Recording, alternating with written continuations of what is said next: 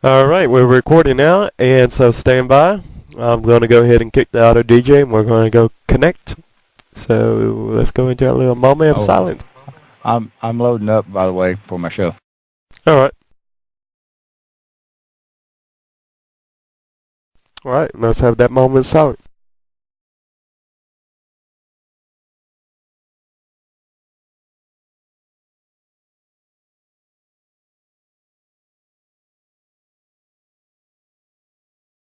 All right, we are now live on Yo Radio. Yeah, let's see.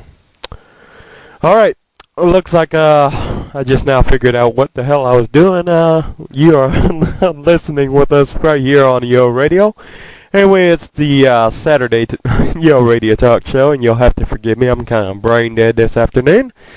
Oh man, been up since 4:30. It's been a long day, and so looks like I get everything working right here. Yeah. Okay. So what we're going to do, I'm going to go ahead and begin and introduce everybody here with me today. We got DJ Alex, who's from Europa, here with us today. So go ahead and say something, Alex, to all the people out there so they can put a voice with a name. Hello, Gubs. It's good to be back in London, but, you know, Viceroy calls me and I show up. Usual trick. Yeah, I'm sure they're going to recognize that voice all right. He's being a goofy, and so we want to say welcome to him. So now on to the next person here. We got DJ Deadeye from Sonoma. Yeah, go ahead, say something, Deadeye. Yeah, this big DJ Deadeye coming to you live right here on the UO Radio Talk Show.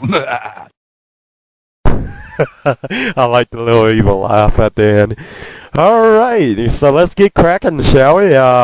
We're going to go ahead and get right into it and everything. It's actually going to be a short talk show this afternoon and everything, wherever it may be, afternoon, good night, or whatever, or nighttime, or you know what I mean. But anyways, so let's go ahead and get just right into it, like I said. First topic is going to be about SOE. They made an announcement saying that they would be suspending the billing of accounts of customers in the affected regions of the Katrina hurricane area, and will also be pursuing this step in all of their online games. Do you think, with this announced by SOE, that EA might follow next in line with a similar stance? I want to hear what you guys have to say about that, starting with DJ Alex. Go ahead. What's the SOE? Just for us, like, foreigners? Yeah, I better go ahead and say what SOE is. That is basically Sony Online Entertainment. So I'll go ahead and say that. Do you have any thoughts on that, Alex, while we're on the subject? Not really.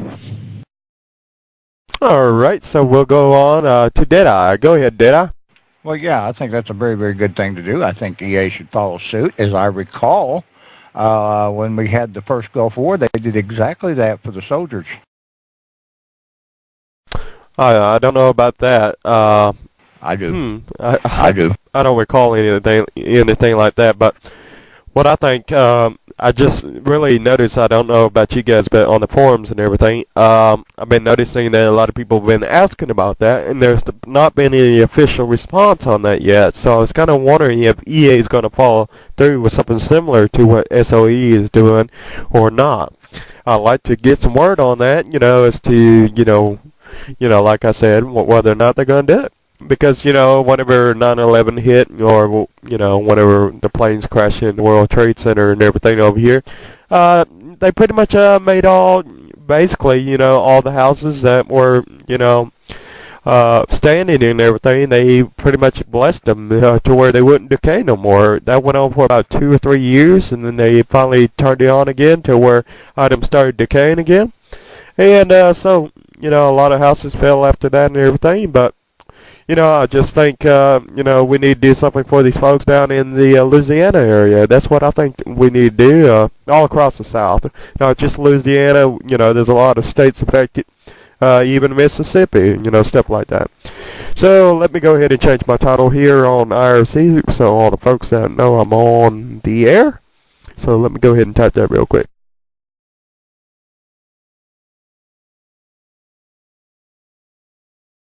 Silence. Yeah, you gotta love the silence. Go ahead, Alex. Right. Well, I just wanted to mention, I think it's a good idea, but the problem with it, we had it back on September 11th because it affects a whole range of people throughout the whole world, not just specifically related to America. Of course, I think it's a huge disaster which has happened in the US, and I do believe something should happen, but I don't think a complete revert to that old system with the grandfather. It didn't happen when the tsunami hit Asia, and this time we're talking about 3 states or so which have been hit and affected by this, about 4 or 5 major things. In Asia, we were talking about 750 million people, and EA didn't react to that, so I don't see why we should make an exception here and not back then. So I don't think they will react to it, and I think it is the right response, unfortunately. Now, just a little clarification on this. You basically said you don't think they ought to do it? Is that what you just said? Yeah, I don't think they should bring back grandfathered houses and so on and stop the decaying, because it is only 3 states in the US. Okay, only and only, but still. I think if they should have done this, they should have done it a year ago when the tsunami hit Southeast Asia as well. Because if they're going to introduce it as a general response to natural disasters, we will see this introduced almost every year from now on, due to the changing climate in the world. Yeah, you got a very good point there and everything. And what I also like, just like you said, if they're going to not do it for Indonesia and all those other countries in the Southeast Asian continent and everything, or area, well, then why should they make the exception over here in the United States? Very good thought that you put into all that and everything. But, the thing is, I don't think they ought to, do the house decay, stop it again, or like they did with 9/11. I think they ought to suspend the billing, just like SOE did. That way those who are without a home or whatever, and they are like relocated at the moment, and they're looking for something to kill the time in the meantime, well, that would be a kind gesture, because, if they should have internet access in their new relocated place, so let's say a hotel or whatever, they at least have an opportunity to make the time go by playing online games or something like that. I mean, I don't see any problems with that. However, it might take away from EA's revenue. That's the only question that we have to ask ourselves about. Is EA in a situation where they can do something like that? Go ahead, Deadeye. Well, that's an interesting point you bring up about the fact that EA, you're looking at Sony Entertainment doing it, but let's face it, Sony's a lot bigger than EA. Yeah, very good point. And yes, Sony Online is a lot bigger than EA. But then again, you have to also keep in mind that, when it comes to like console games and sport games, EA has a very dominating factor in, so I don't know if they can spread the love around a little bit, so to speak. Go ahead again, Deadeye. Yeah, well, actually, I was talking about Sony in general. They're all one big corporation.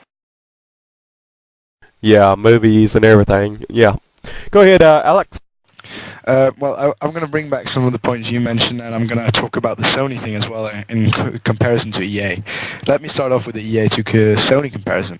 I think EA is actually one of the biggest producers of games in the world, computer games related, not in any other area. They're not really that active in most other areas, like Sony, which has, cars, they've got cinema, they've got film, so on and so on and so on, which makes them a huge corporation, but they've still got a budget for each department. And the online department has a set budget for each year that they can spend. Sony Online is very, very popular in Europe, at least. I'm guessing it is as well in America, but I don't think, compared to internet gaming and some of the games which players play over EA, I don't think the subscription figures, I could be completely off, of course, I don't think the subscription figures are that different, and the profit margin, don't think it's that much different either. I think that EA really need to look at it and look how many people do we have in this area, because surely the database, although it is, as we all know, very, very old and almost non-existent based on the login problems yesterday, but surely they have it so that they can sort it by state where people live and so on. And if they can do that and find out who lives in the states which have been worst affected, then surely those states could have their billing subscription removed and so on, and their accounts could be let to run until a suitable solution could be found, possibly in a year's time. I don't think we're talking more than 1,000, 2,000 euro accounts. But out of 130,000, that is quite a lot. Well, and to bring it back to a few other points that you mentioned before, you talked about No, actually, I've completely forgot what you talked about, but that's not the point. Oh yeah, passing the time and so on. My girlfriend reminds me nicely from the side here. At the moment, I don't think they're going to have a problem with passing the time. They're sitting inside the Superdome at the moment, waiting for food. I know that sounds a bit sadistic and evil, but I don't think passing time is a major issue here. I think what we need to do is offer them the opportunity, EA the opportunity, go in and look at the database and say, let's correct it, let's try to help out these people as we can. But if they were really that desperate to fix their UO accounts, I'm pretty sure they would do it. Realistically, I don't think they really care what happens with UO at the moment. Maybe in 2 years' time they'll think, oh, hold on, I had a UO account back then. But I don't think it's a major concern for anyone affected at all.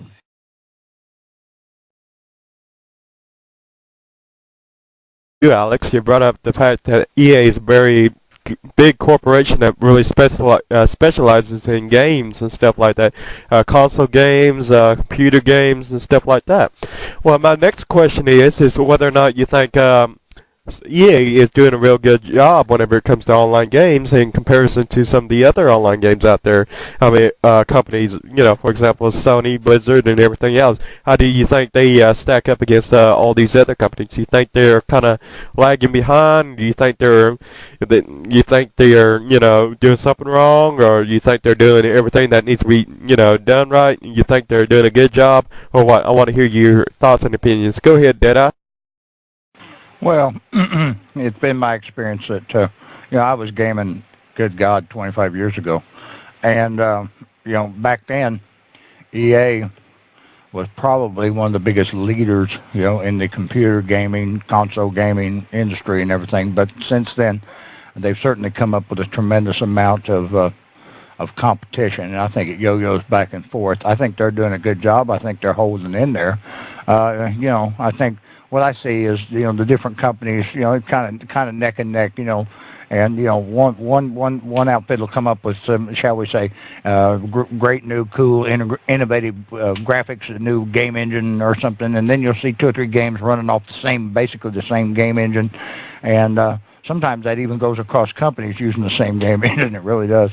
And but in any event, you know, and then you'll see an innovation in another company. So I see it kind of yo-yoing back and forth. So, you know, I think so far over the years they've held their own pretty well. Yeah, very good point and everything. Go ahead, Alex. Well, I agree with that. They've held their own ground. They've done well, but I still think we need to look at online gaming perspective in the perspective it should be put, because EA are clearly lagging very, very far behind on the online front. Well, as we all saw yesterday and over the last 2 days, if you were playing Europe, you would have been absolutely frustrated beyond your belief in the last 2 days. Since ML launch, we've had 1 revert, we've had 2 downtimes, and we've had the login problem. It clearly indicates that EA have absolutely no idea what they're doing and where they're locating their resources. But also, look at The Sims Online. A huge success for like a month. And then, well, Sims Online is still there. It's still being played by a few people, or quite a few people, but it's never going to compare. Look at the games like what Blizzard brought out. First, they brought out Warcraft 3, big bestseller for 4 months in the UK and Europe. Then, a month later, when it started dropping out, World of Warcraft came out. Bestseller still is in Europe at least, and it is absolutely huge. From Blizzard expected, based on other online games like Star Wars Galaxies and UO, that the subscription basis would be about 250,000 maybe to begin with. Within the first 1 day, they'd sold 450,000 copies in the EU by itself. By the end of the week, they'd sold almost 3 million copies of World of Warcraft. It was absolutely incredible what they did. And World of Warcraft is a huge, huge game which so many people play because it is graphically superior to what EA has made. It is interface. It is absolutely amazing interface. It gets a bit boring in the long run because you keep doing the same things over and over again. But there is no comparing to what EA has done. They've proven themselves they can do brilliant games. Look at some of the FIFA games. Look at some of the graphics in those games. And it's amazing compared to what's out there. Pro Evolution Soccer is a good game, but the graphics and the names aren't there. EA can afford to buy the name and the rights to it. Other games cannot do that. But why are they so lagging behind in online gaming? Sorry for talking so long, but I love my own voice. Well, very good point. That was a mouthful, and I'm having to take it all in and everything. Very good point. One thing I really wish EA wouldn't do is, go chasing after every fad, everything that's popular at the moment and everything. I wish EA would make a stand and go off on a trail of its own and rather, start doing some trailblazing of its own and rather than just, you know, following, oh, this is great, let's try to imitate that, oh, seems to be doing good at the moment, let's do that. Quest system over here seems to be doing that really good, let's add that over here in Ultima Online. Don't get me wrong, it isn't a bad thing to take some things, some ideas from other online games, but to basically, devote your whole, future outlook for a game based on what other online games are doing. I just don't like that. When Ultima Online came out, it was unique.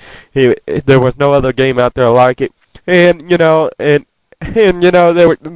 was it separated it from all the other online games at the time, which was back in '98, which is when it met its first competition, to my knowledge, which was EverQuest. EverQuest and Ultima Online were so vastly different. Now, if you look at EverQuest and Ultima Online nowadays, they are almost, you look at EverQuest, you look at World of Warcraft, you see how much they're getting close to similarity and everything. I just think that's wrong or not good for Electronic Arts and everything. So go ahead, Deadeye. Well, the one difference I see in the route that Electronic Arts has taken, most of us with our computers can run Electronic Arts games, but then, some of the others we've been talking about that, I was down looking at some the other day. I can't run because I don't have a video card that fits in the very, very narrow range, that you got to have to run some of this stuff. As a matter of fact, it wasn't too many weeks back that you and I both were looking at another game, and we were discussing the fact that neither you and I could run it for about the same reason. So, I have looked at how some of these companies have kind of turned around and kind of seem to have some kind of a sweetheart deal going on with the video card people or something. You got to have a GeForce 3 or Radeon or something. You got to have it within a very narrow model range. Not everybody can do that, Yeah, you got to understand, whenever they do something like that, though, they're basically cutting their own nose off, so to speak, or they're cutting down on their potential, because, for example, something I wouldn't mind seeing Ultima Online do, what I would like to see it do, and what I think could open its potential up to, more subscribers and everything for Ultima Online, is maybe make a Macintosh client. I've seen other online games out there. If I'm not mistaken, I think somebody even said World of Warcraft even has a Macintosh client now available for Macintosh users. I think, if EA is really looking to capitalize on what other online games are doing, well, then start expanding your potential, to draw in more people, and quit limiting yourself, and you made a very, I'm not saying EA does this, but I'm saying I know of some other online games out there that really do, kind of limit themselves into what kind of potential market or what type of potential subscribers they are. One example I'm going to give you, which I have played, not World of Warcraft, but World War II Online. Basically, if you ever played that game and everything, it's a simulation of World War II. And you basically have to have a high-end PC to even play that game. Otherwise, you can just forget about it. You ain't going to be able to play. You're going to be laggy all over the place and everything. Even my computer can't even play it. That's how bad it is. I'm talking top of the line just to be able to play almost. You better get ready to shell out $3,000 for a brand new PC. Almost. For World War II Online. That's why it isn't doing too well. It is, however, Macintosh and Windows compatible. That's what I think is good about that game. So it does have potential, but it just hasn't. It's got shoddy, real bad coding in the game and everything, in my opinion. And you just have to have a high-end PC just to play the game. I think games ought to cater to the moderate, and try to cater to as much people as possible, as to what kind of PCs, what's the moderate range PC out there? Probably about 1 gigahertz to 2 gigahertz. That's probably your average PC out there right now, but it's starting to get up into the 2 gigahertz range now. So, if they can keep the requirements as low as possible, then they're going to have a bigger subscriber base, no doubt. I think that's what's really keeping Ultima Online afloat in comparison to some of these other newer games, because a lot of people are unwilling or just don't have the money to upgrade their PCs, and so they're not going to upgrade their PCs so they can just play this new game. They're going to stick to a game that they can still play, which is Ultima Online, which might explain why it just hasn't sunk, so to speak, in terms of subscriptions and stuff like that, because a lot of people who play Ultima Online, to my knowledge, don't really have all that great of a PC. Maybe that might also explain why they gave the full 3D version of Ultima Online the axe. So that's my guess. I'm not saying that's the reason why, but I was just thinking about that. Go ahead. I'm sorry about the long rant, but go ahead, Alec. Right, well, let me address a couple of things. First of all, I agree with Deadeye generally in what he's saying about the games and so on and consoles, but I have a computer which is fairly up to date. It cost me about, well, in dollars it would have cost me about $500. I went from a P2 128 megabit 16 gigabyte hard drive, and I've now upgraded it it was actually this summer, about 6 months ago or so. I decided I'd go out, spend some money. I had £300, about $500-600 nowadays, and so fuck it, let's just put this money into it, get the PC upgraded. I'm not playing World of Warcraft anymore. I was back then. I thought it was worth the investment because the PC needed upgrade. Did it, went ahead with it, and my PC now has 768 megabyte RAM. It's now at 120 gig hard drive. It's 2.6 MB processor, and so on and so on. And Radeon graphic card. I spent £300. I think that's realistic rather than go out and buy a brand new PC for $3,000. I think that's absolutely silly. I always have. And even if you go down to the shop and go, could you just fix this for me? It'll cost maybe what, $10, $30 to install the new bits. So it's surely worth like going out to little markets, buying the little bits and pieces, just putting them together, and then when you get them all, just go in, maybe spend like $100 a month, go out, then buy a new PC. What you just said, Vice, by the way, regarding the games keeping UO players because of bad PCs, I disagree. I have a brilliant or not brilliant, but a very, very good PC. I have access to 3 excellent PCs as well. And I still play UO. I love just for being UO because you have the options of doing what you want. We had this argument 2 weeks ago as well, of course, with why do people play in UO and so on. I think it's because it is UO. It has you have bonds to UO. You're like tied to it. People playing World of Warcraft keep coming back. I came back. A lot of my friends who went to World of Warcraft, Star Wars Galaxies and so on, is that this isn't the same. It's not the game that I fell in love with. It's not the game that I enjoy. The fact that we're not getting new players is, of course, that there are fancier games out there. And why buy yourself a 2D-based game when you could go out and buy 3D, ultraviolet, super, God knows what, laser beams and stuff, when this is just about fighting with a big axe? I can understand if you're a new player, but all the old players... Nah. You're breaking up, buddy. Nah. Sorry? I said you was breaking up. I don't know if you just stopped talking or if you just broke up. Oh, right. Sorry. When did I stop breaking? So I can just repeat what I said. You was like talking about, 2D and why would people want to buy 2D, and that's where you left off. Right. And what I was trying to say, sorry about breaking up, it's because I'm in the US and I'm in the UK. No. We have worse weather. Oh, hold on. No, what I'm trying to say is that people will of course go out and buy the fancier games if they're new players to a game.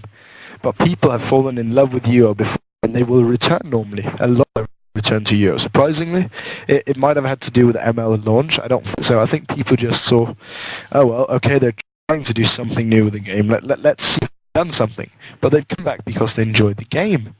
And I personally came back because I enjoy Ultima Online. I enjoy the people, I enjoy the society, and I enjoy the friendliness, which isn't really in any other game because it's all about, which you're slowly turning into because of adaptation of other games. I mentioned this 2 weeks ago as well, when I was on the talk show, which was, it is slowly turning into a Diablo 2 game. AOS was a complete Diablo 2 translation because Diablo 2 was popular. Then you had the then you had the expansion, and it was just based on what was popular. The new one, Mundane's Legacy, Elves. How many people watched Lord of the Rings in the last 4 years, say? And now the last film has come out on DVD in the last 4 months. Then you had World of Warcraft come out like 7 months ago. Elves, perfect solution. Everyone knows what they are now. Everyone's seen them. Let's throw them in. Let's get some more items from World of Warcraft and Diablo, i.e. the new quest items, not quest items, the new sets. Who ever heard of set armor in UO? You're supposed to go and make your own armor.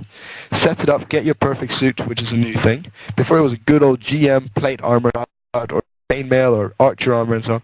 Good bloody fun. Now it's like, I have to go out and get these 6 pieces of a set, and then I can go and kill Diablo downstairs. And hold on, wrong game.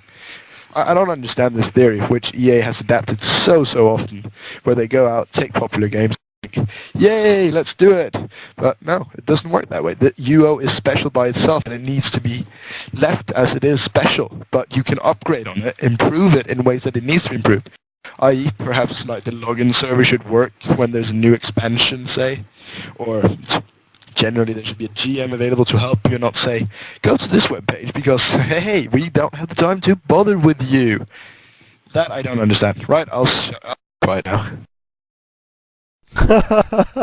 Yeah, I think you're starting to dig yourself a hole there.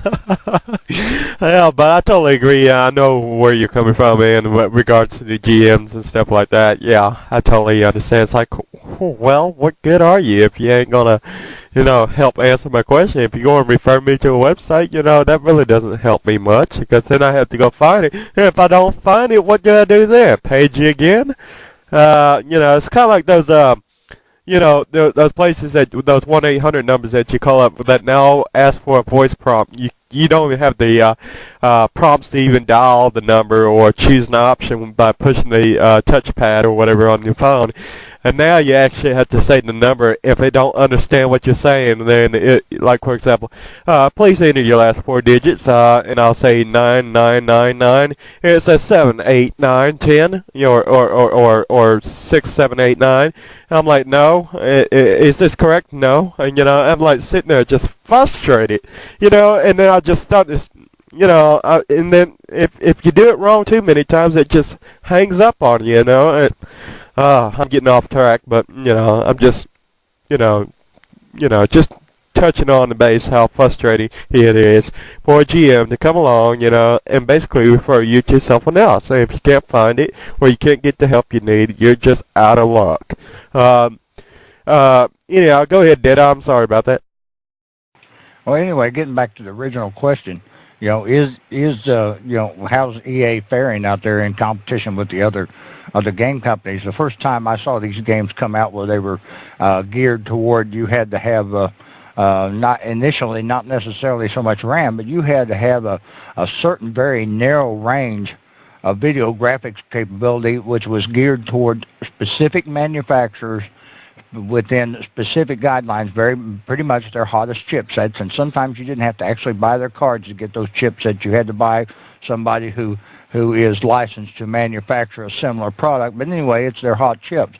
So I see a corporate, I know a corporate sweetheart deal when I see one, so it looks like to me the graphics were written on some of those games around those chipsets and those particular chipsets' capabilities. So who is going to come out in the long run here? I know there's a heck of a lot more PCs out that don't have those kind of graphics in them than there are that do.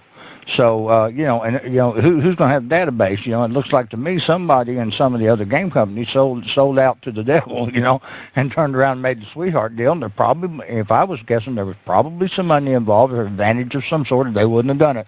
That's going to turn around and help these companies sell more of these cards with this particular chipset that they want to get up there and push and everything, but it's a very, very narrow range. And there's a whole lot more of us that don't got one than you got one. So, my question is, how's EA faring? You may look at it and say, well, they're not doing all this high-end graphics and all this stuff out here, but in the long run, at the end of we're talking about the long mile here, who's going to come out on top is my question. You see my point?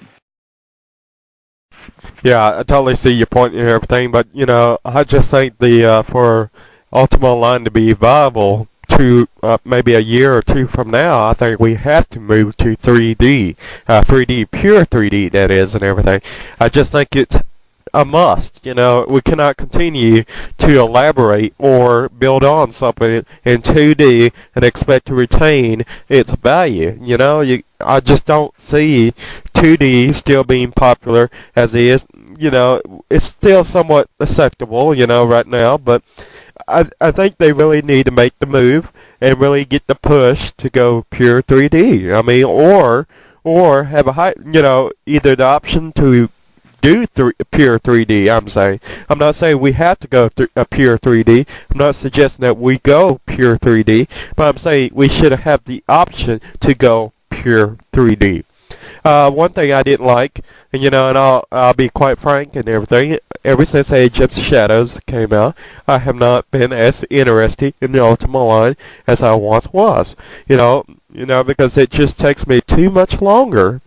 It just takes too long. I'm sorry. It just takes too long to put something together, and and get what I need to go at PvP. It's just not something that you can get out there and get right into. I want to get out there and get right into PvP. I don't want to spend about 30 minutes trying to get out there to get into PvP. And going back to what you said, Deadeye, about some game companies selling out to graphic card companies and stuff, and building a game around it.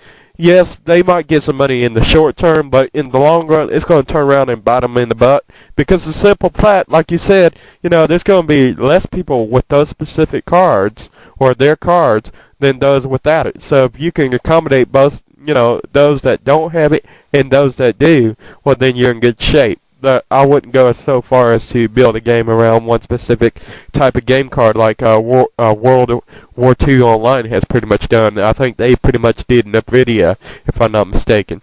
But anyhow, go ahead, Alec. I've just got 2 points to mention. First of all, Deadeye, I agree with you. It has become centralized around a few graphics cards. It's generally the G4 series or the NVIDIA ATI Radeon cards. And as Viceroy just mentioned, some games purely can only be played by these cards. But I don't actually believe in a deal. I think it is purely because they are the only decent cards. I've looked through it. I'm very, very actively in computers and so on, and so are my older brother. And most of my friends have done computer studies, and it is just that NVIDIA and GeForce are the only very good producers of graphics cards. There are lots of mediocre and cards which can get you do the job, but there are no real producers of graphics cards which are as efficient as the GeForce or as the Radeon card. It's been like this for about 5 to 10 years. That GeForce completely dominated the market about 5 years ago, and then ATI Radeon came in and took over a huge part of that market. And I really think it has a lot more to do with the fact that they are excellent graphics card. It has nothing to do with the fact that they've done deals. But if you look at the availability, there are about 5 or 6 major producers of graphics cards out there. There are 2 huge producers, which are, which are very, very big, which is of course Radeon and GeForce. And then there are a couple of smaller companies in Korea and Japan where you can of course buy them, but these cards have absolutely nowhere near the processing power. Viceroy also mentioned a Mac production of. I don't think it's going to have a huge influence on you whether they introduce a Mac, but of course it will have a few more players, but I don't believe it's going to change the outlook of UO as it is at this day and introduce several thousands of people, because Mac for computer gaming generally isn't very, very good.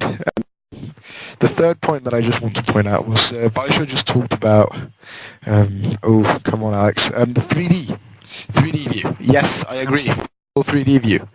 But can you do it with the current UO? How would you like to be inside the person of your UO character right now? I know I'd love to see it, but realistically, look at the map if you're in UO right now. Look at the buildings around you. How horrible would it be to run around UO as it is right now, recalling around and hunting demons and auguries in a 3D mode? I know, I only came back to UO because of the 2D. I love the 2D view, I always have, because it gives me a broader overview of what I'm doing. It gives me a sight in a general area around me, whilst the 3D view gives me just what's ahead of me, and it won't give me anything else unless I start turning and twisting and stuff, so I won't know what's coming up behind me. If there is an option to do both, I think that's excellent. It should be there, it should be available, but it will, of course, mean that you will need better graphics card, more RAM, more memory, because UO is huge. It will all have to be stored in a 3D-based computer or a server, and it will mean a huge amount of processing power required from each PC to hook up to this, and a complete revamp of the whole UO system, including login servers and so on and so on. Yeah, that's about all I had to. Yeah, very good point and everything. You know what I think about the whole 3D and everything, like you was talking about earlier. You know, I just, you know, I forgot. Could you go ahead and say what you was going to say again? What did you just pretty much say about 3D again? Oh yeah, pretty much. You know, running around in 3D and everything. Yeah, that would be kind of a pain in the butt. But you know, the bird eye view. You know, I think some games out there like Shadowbane and I think World of Warcraft even has a bird eye view and stuff like that. So if that's what you're looking for, I'm sure that wouldn't be a problem. I think even EverQuest has it. Go ahead, Sakara, and I want to introduce her, by the way. She just recently joined us, and she's from Atlantic. Go ahead, Sakara. Hi. I actually just wanted to comment about the whole 2D versus 3D thing. I am mostly a big fan of 2D, and for sure, I much prefer playing on 2D, but at the same time, I think we also need to be realistic about the current state of UO and the other games that are out there. And I just don't see how UO is going to survive much longer with the kind of graphics that we have. And the only way that they can really expand and get the quality that people are expecting nowadays is by going 3D. I mean, we look at this current expansion, there's a lot of good things in it, but the bottom line is every single graphic is just, or 90% of the current graphics in the new expansion are just a bunch of rehued items or creatures. And, you know, after a while, I mean, for people that have been playing for a long time, we're like, oh, this is so cool because, yeah, it's new monsters, it's new stuff, and it's whatever.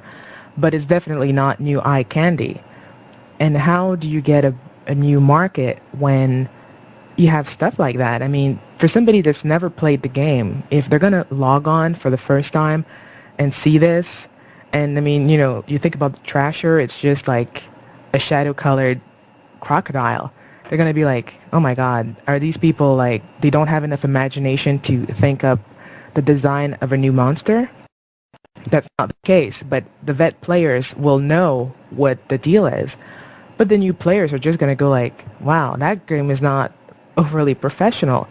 So if you want to you know, broaden your market, you have no choice but to start giving quality that new customers will expect, and you will not get that with 2D unless you every single time you have like a huge team of artists that just, you know, create the animation every single time for all these 2D pixies, and every single time they need to make a new CD. But you know, having the expansion the way it was delivered this time around, downloadable, was really great.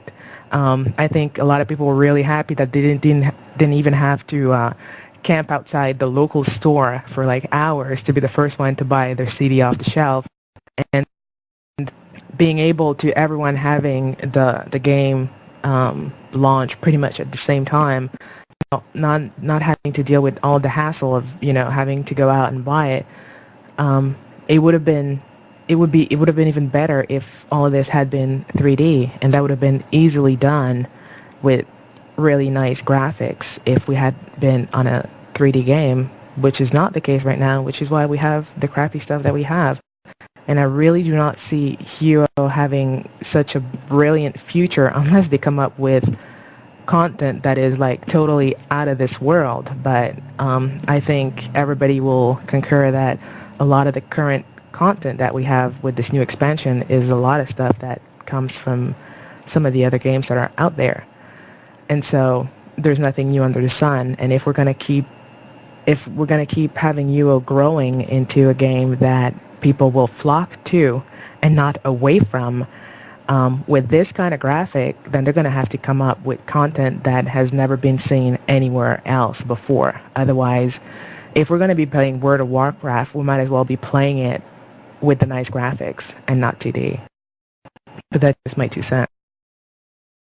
Yeah, that's very good statement that you made there and everything. I mean, I see them taking ideas from other online games out there that are real popular and everything, and you have to ask yourself, why am I playing, basically, a game that was based off ideas from another online game, and why, and why not just go over there and play that game if I want that, If people wanted that in Ultima Online, I think they would have already gone over to World of Warcraft and already played that for that very thing that they're wanting, if they really wanted it that bad. Don't get me wrong, the quest system and everything isn't all that bad. I think it was good for the people who like to, play PVM, I think it was really good for those people and everything, but, it didn't really do too much for the PvPers. They didn't really do too much at all. Another thing I want to point out is basically if you ever look at, Ages of Shadow, how it brought about all the item properties and all that. I don't know of any other online game out there that has that many item properties on a single item, like Ultima Online does for its items. You know what I mean? I mean, when I go get a weapon in some other online game out there, I don't have like 20 different properties to look down at. I don't have that. I have maybe 2 or 3, but or 4 at the most, to my knowledge. I don't really have a whole 20 properties. I mean, I don't know about you guys, but for someone like me, I'm looking at 20 properties, and half of them I don't even know what the heck it does. And it just confuses me. It just boggles my mind. It's like, whoa. It's just like, it's like homework.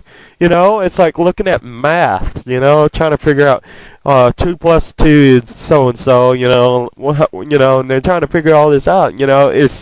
I shouldn't have to do that. I shouldn't have to strain or think that hard, so to speak. It ought to be a lot more simplistic, but, I just don't see other online games out there with 20 item properties on a single item.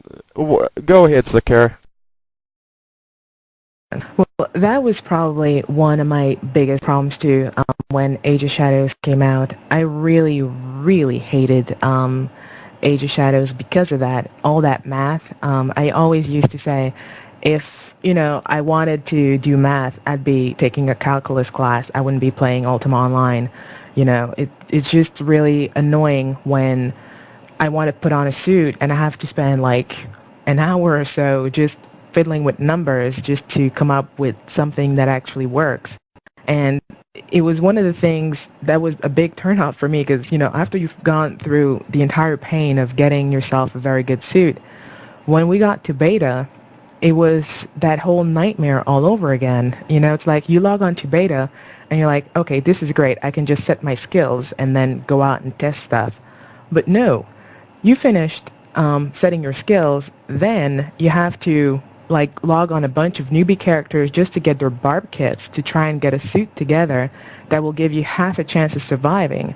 And especially considering how all the monsters now are in the one-hit kill mode, 2 if you're lucky. You have no choice but getting some really, really good suit. And if it was only the resistances, it wouldn't be so bad. But then, no, it's like you also need lower mana cost if you want to be able to hunt more than you spend time, restocking.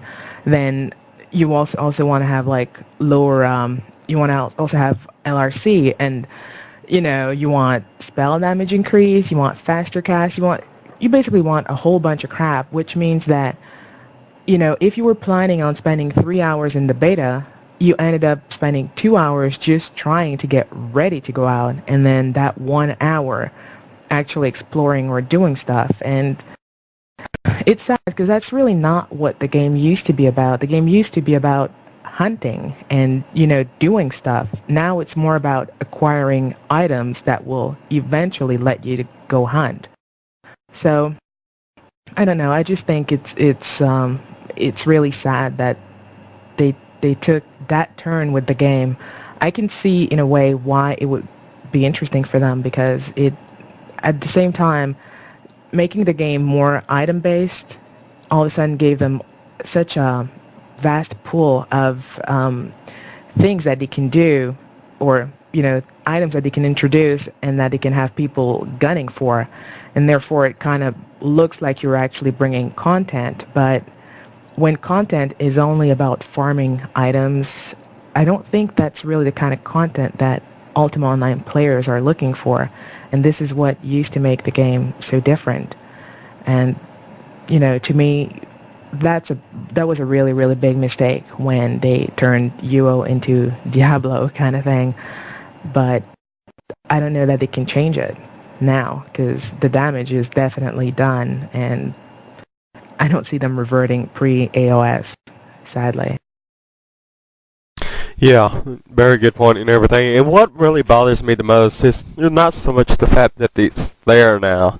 What bothers me the most is the fact it really, if you really think about it, it really hinders PvP, if you really think about it. Because really, when it comes to PvP, you're sitting there, you can't get in there as fast as you want to. You can't just jump right into action, and start fighting, getting into the bloodthirsty killing and all that. You can't get right into that. You have to first go out and get all this stuff, like Sakura said earlier, and everything. And then you have to figure all this out. What's 1 plus 1, and I'm sorry, but I don't want to have to do all that. I don't want to have to. Nobody else should have to. But I'm going to go ahead and give some of the other people here a chance to talk. Go ahead, Alex. All right, I got a chance to talk. Oh my God. Right, well, I've made notes because I couldn't really remember everything that you guys said, so I've actually got notes this time. First of all, new players. There was a point which Sakura made much earlier in the beginning of her discussion about new players to UO because of the lack of a 3D client over a 2D client and so on. I disagree. I think new players won't join UO because, well, they can't. The login server's down. How are you supposed to get into UO? And if you finally sign up for an account, well, why there? Bloody would you keep playing a game where it doesn't work? And take Europe. We had 2 reverts. It's ridiculous. If a new player comes in and sees this, I'd quit. I'd come in and quit. It would take me a day. And I think most players in Europe the same. If they were new players during those 2 days, they would quit. That's just my point to the new player about the new getting the 3D and so on. Well, Sakura also mentioned about the 2D versus 3D, which he felt was a definite necessity for UO in order for it to survive in the next year. I disagree. We in the last 4 years there have been piles of 3D games which have come out, and they've all failed. The only ones we see which have had some prolonged success, EverQuest. We've seen Lineage 2, but it's not been that huge a success as it should have been. We've seen Shadowbane, which went up and went down the drain. We've seen Dark Age of Camelot, which we came in, it's still around. Does anyone actually play that game anymore? We've got World of Warcraft, huge success. That's because it was actually cleverly done compared to much of the other games. Then we've got UO. It's still got 130,000 subscribers or so. At the top of its, at peak, maybe 160,000. I don't really see it as a huge problem for UO being in 2D. I think if they want to move on, as you said, Sakura, then it is needed for UO to introduce a new client. The next expansion shouldn't be about getting new stuff into UO, but to try to convert UO into a 3D-based client. But I don't see it as a realistic opportunity for UO. I think it should be done somehow, but I don't see it as a possibility because how would you change some of the items in UO into 3D? They are huge, some of them are tiny. The dungeons, everything has to be done in 3D. It will take a huge amount of work hours. It will take a massive server. And with the problems they've already have, I don't see it surviving. Right. Next one, Viceroy, you mentioned about weapons and the properties and you getting confused with them and so on. I think everyone does. Even the greatest PvPers, they know what they want, but hey, there might be better weapons out there even though they think this is what I want, or this armor piece, this is what I want to make my suit perfect. Like there isn't in the real world. There's not a perfect solution to an armor, there's not a perfect solution to anything. You can try to master you're doing, and it may take a long time, but that's the same in real life. If you do a job, you can't just start up and then get this straight away. It's going to take time. It's going to take lots and lots of hard labor.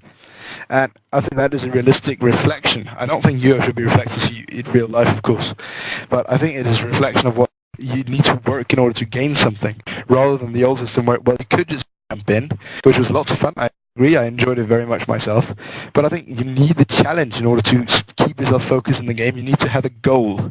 If all your goals are fulfilled, snap your fingers, then UO wouldn't be worth playing. Okay, next point. UO, about doing things, which Sakura mentioned, hunts, etc. I've never done that. Doing things in UO is hunting or being with your friends in a guild, arranging events and stuff. Not me. Never done it. I had a guild, I've done hunts, I've done all that. It's never attracted me. UO, in that sense, has never been me. It has been trading, it has been getting the better items, it has been striving towards reaching bigger goals, getting a castle, getting that one item that I always wanted, getting the piece of armor after AOS, getting to a stage where I thought I was satisfied, and then set a new target, try to get even better and so on, and always strive to improve, which UO offers a great opportunity for. If UO is all about hunting, then what's the point of playing UO? You might as well just play World of Warcraft, because that's all World of Warcraft is about. World of Warcraft is about nothing else but hunting. It's completely item obsessed.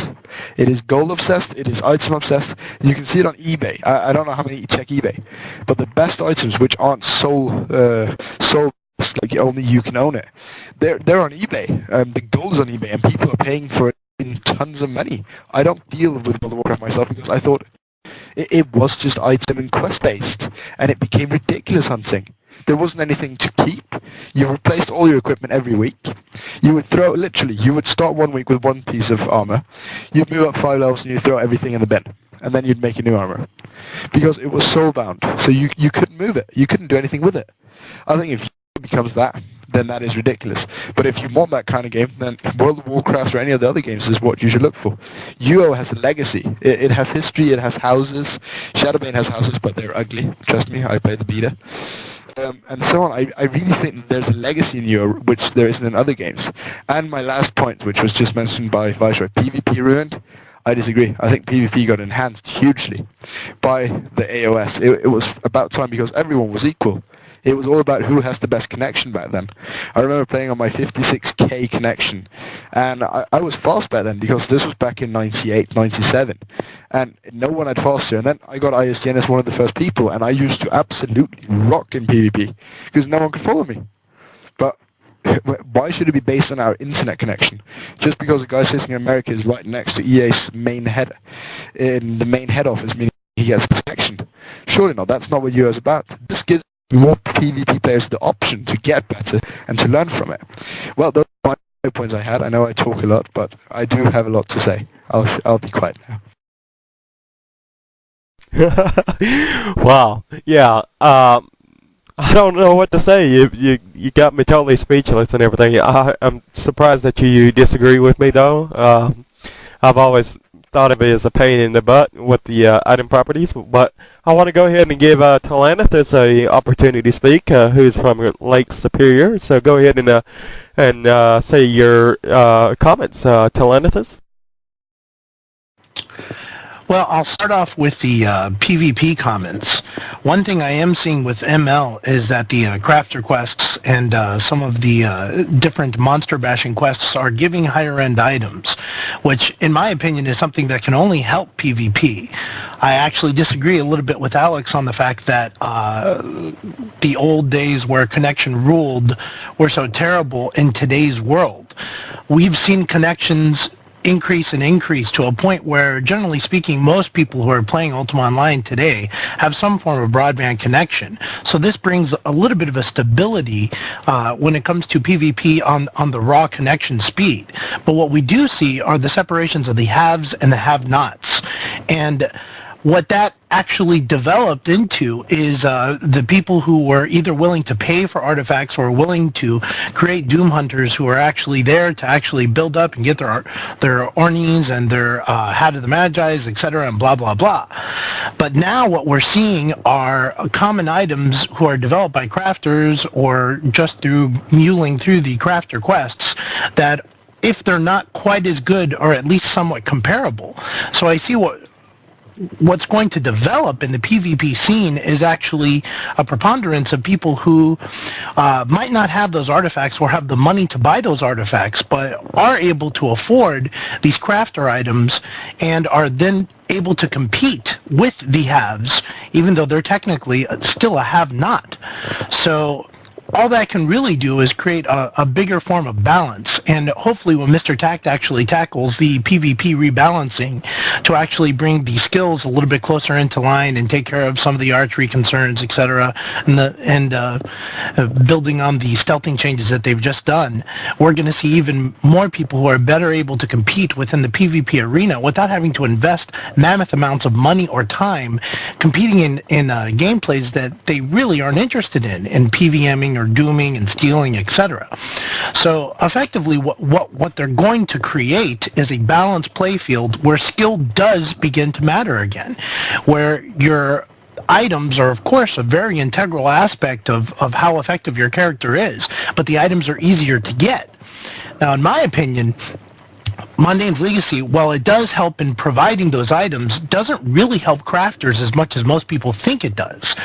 It provides a opportunity for crafters to be able to pick up these new items, but not to craft those items.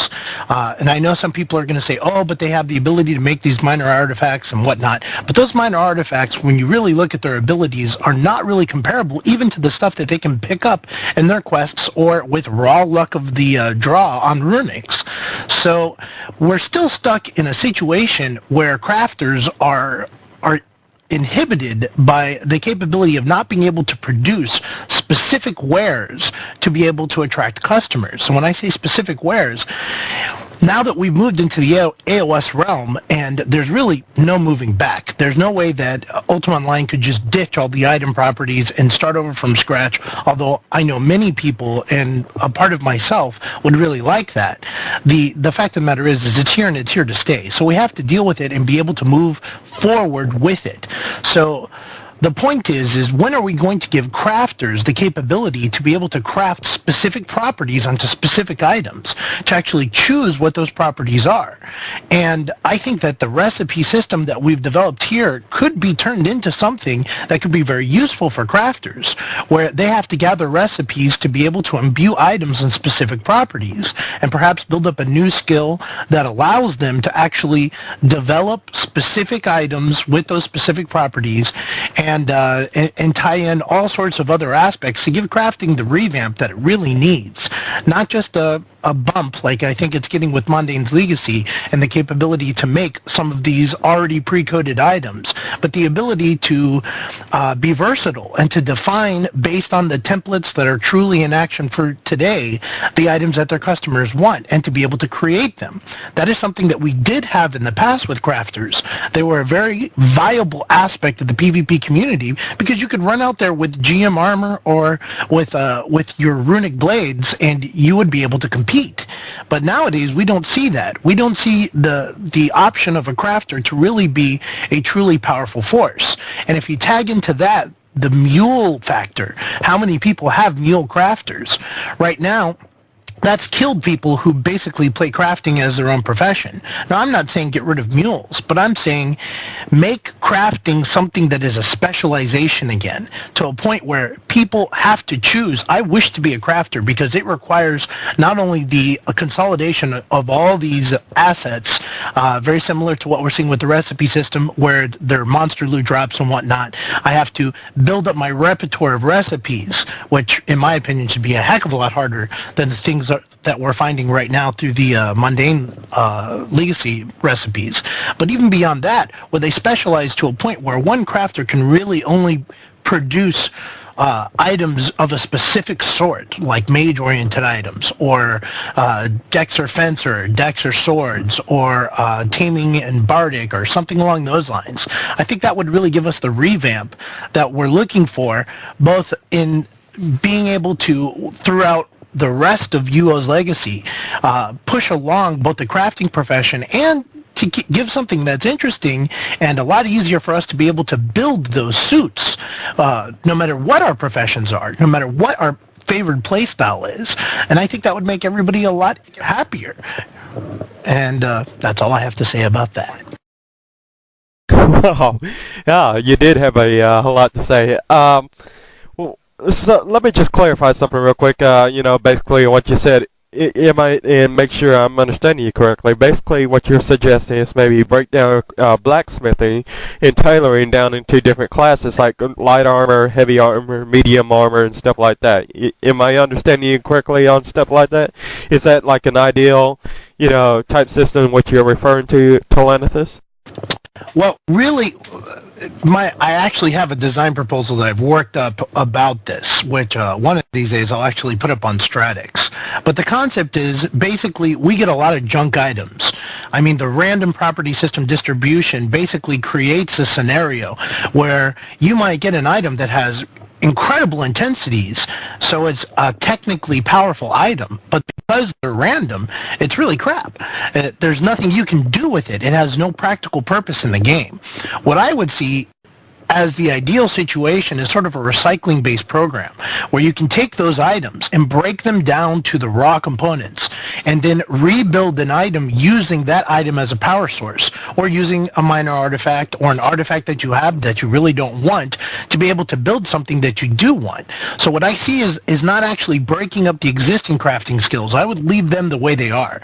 You can craft things just normally, and you can use runics as you would normally. But if you want to craft a specific item, then it would require another skill, which in my proposal I call enchantment.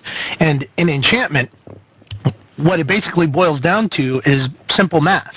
I have one item that's very powerful. I wish to make another item. It can't be quite as powerful as the item that I am using for the power source, but I break it down and I turn it around. And if I have the necessary recipes for each of those individual skills, we'll say fast casting recovery, and I want spell damage and lower mana.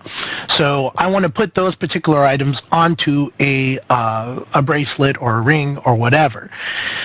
Then all you would have to do is find an item that's powerful enough and have the skill in enchanting or whatever you would want to call it to be able to smelt that item down, use the power from that item to rebuild the next item, and effectively get something that's a lot more focused. Now, of course, I wouldn't allow players to be able to create stuff that's as powerful as an artifact here, but if I were a designer, my concept would be to allow them to at least get to a level where they can create items that are competitive in every single playstyle, from PvP to PvM, etc., so that players can build those suits that they want.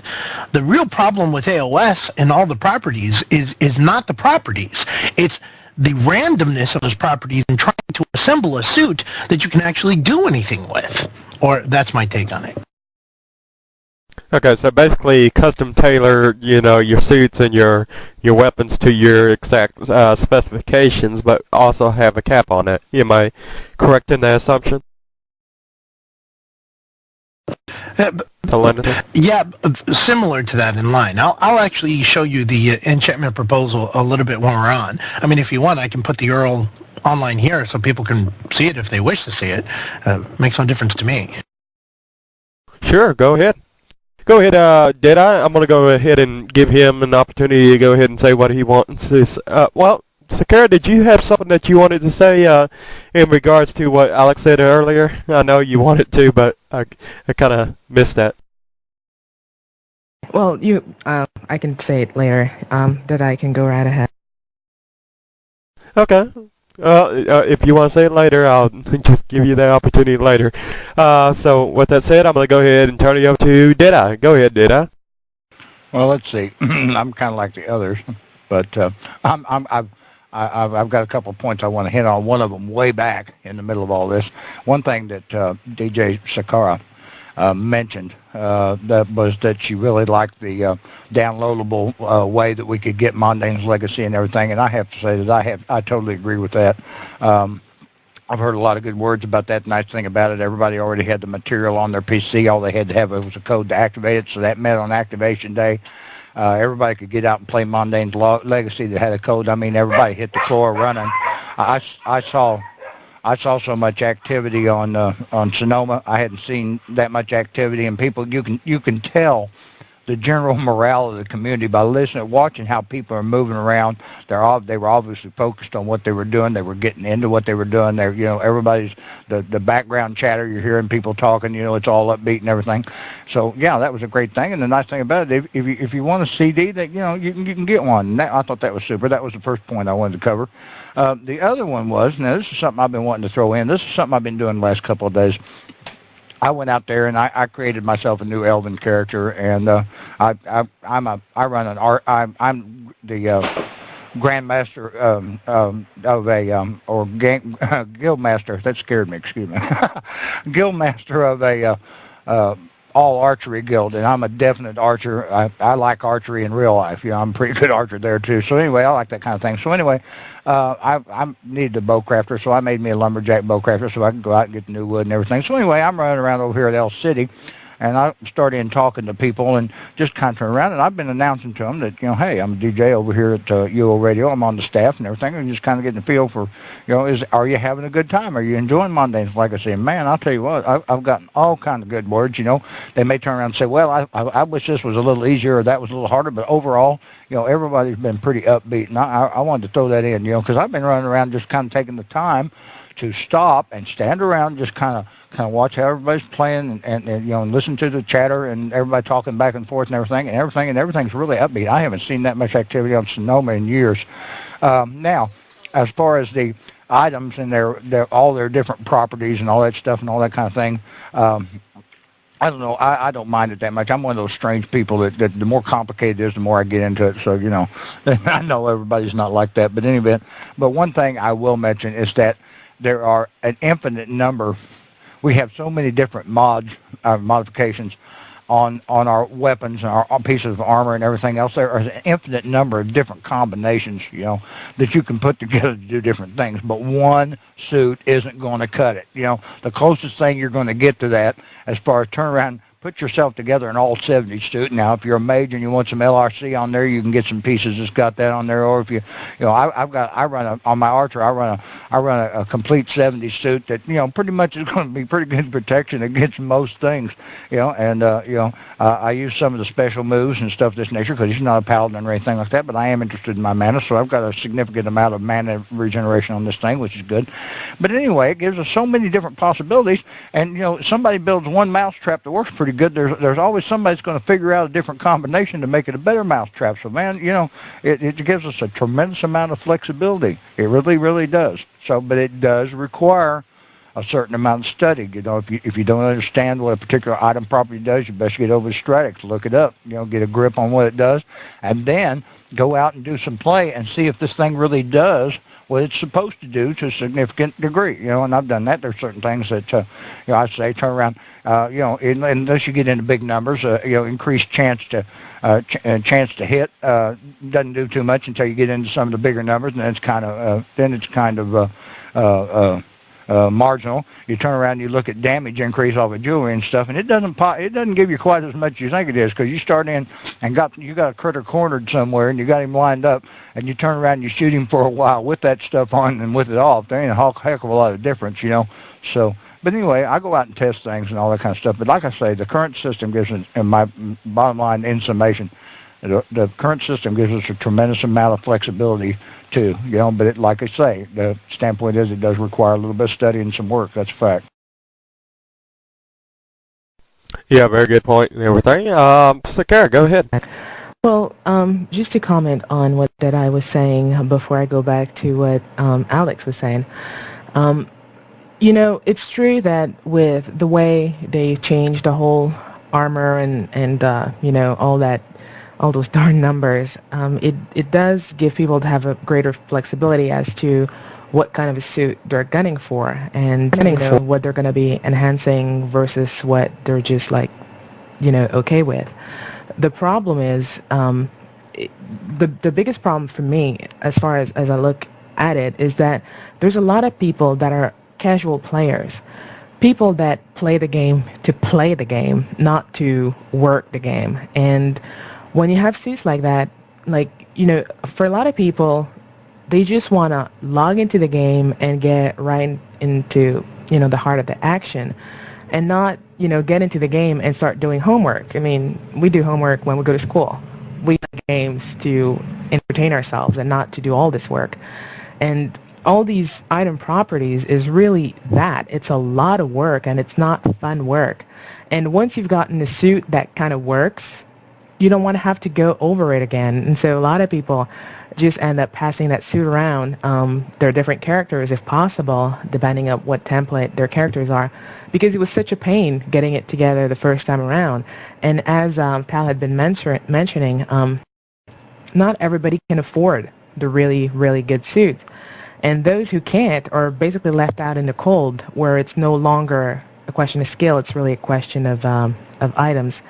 And there was another thing that he had mentioned where everybody's going like, oh my God, crafters got so much love. And he's right. Crafters did not get all that much love. Yes, there's all these new craftable items, but did you look at the recipes?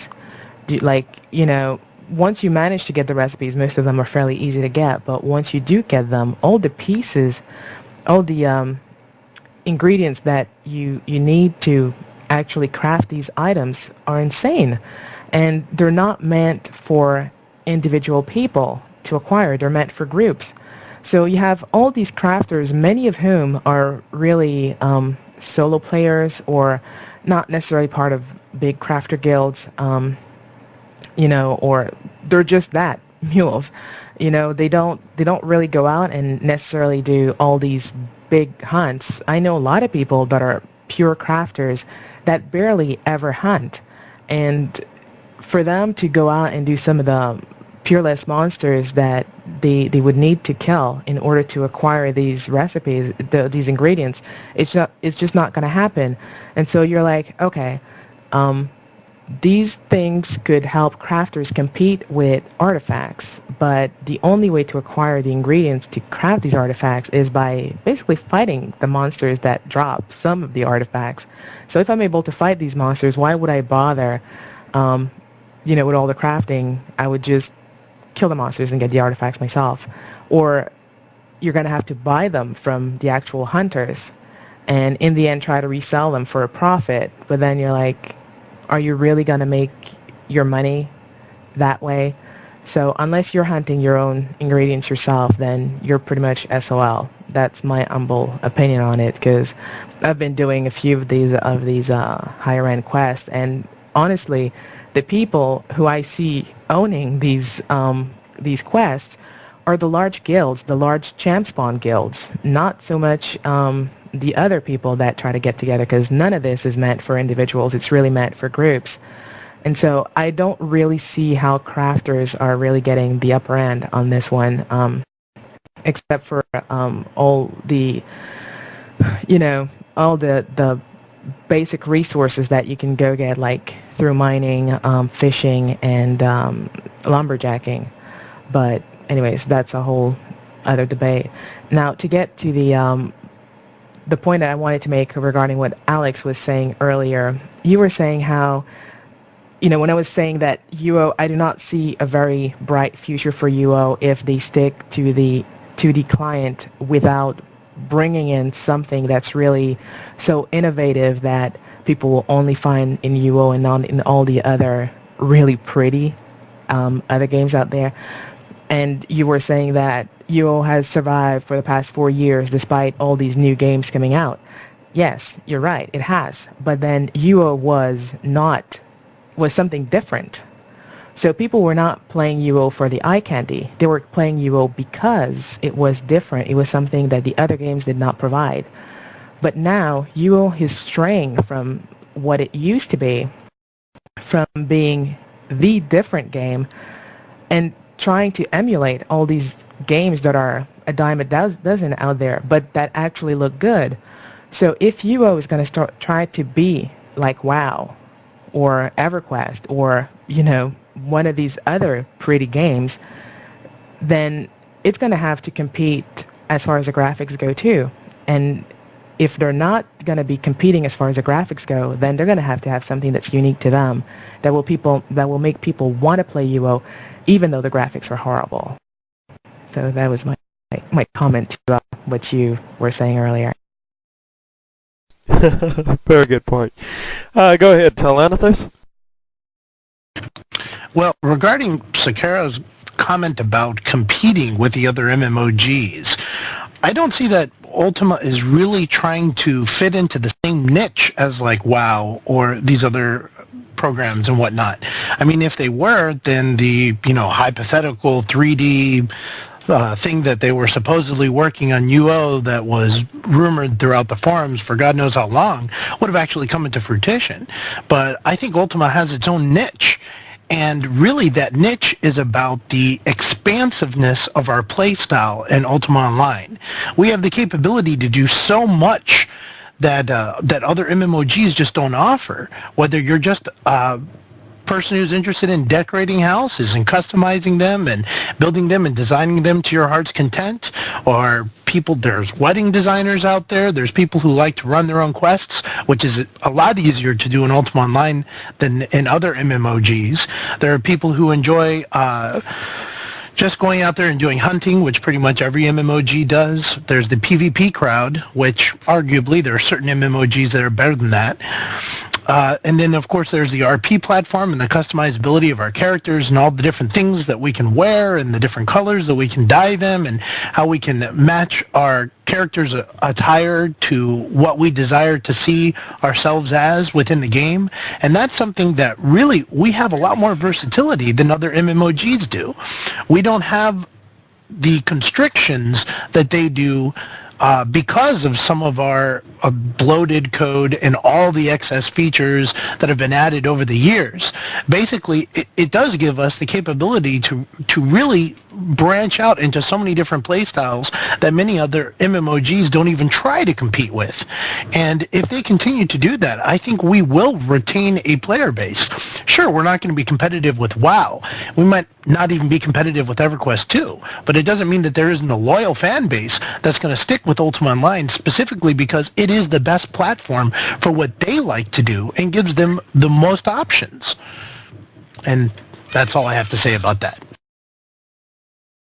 Yeah, very good point and everything. And I never, I think the point that was being made is not so much the fact that, Ultima Online is inferior or anything. I think the fact that the argument was being made that, it's trying to take ideas from other online games. But then again, I guess if you really want to look at it, some ideas are good, but then again, it's kind of seems to me like the recipes. I think Sakara was getting at the recipes, for example, as being an idea taken from either Lineage 2 or the WoW's, WoW, or from some other online games out there and everything. I just, keep it more unique. I think that's what she's getting at.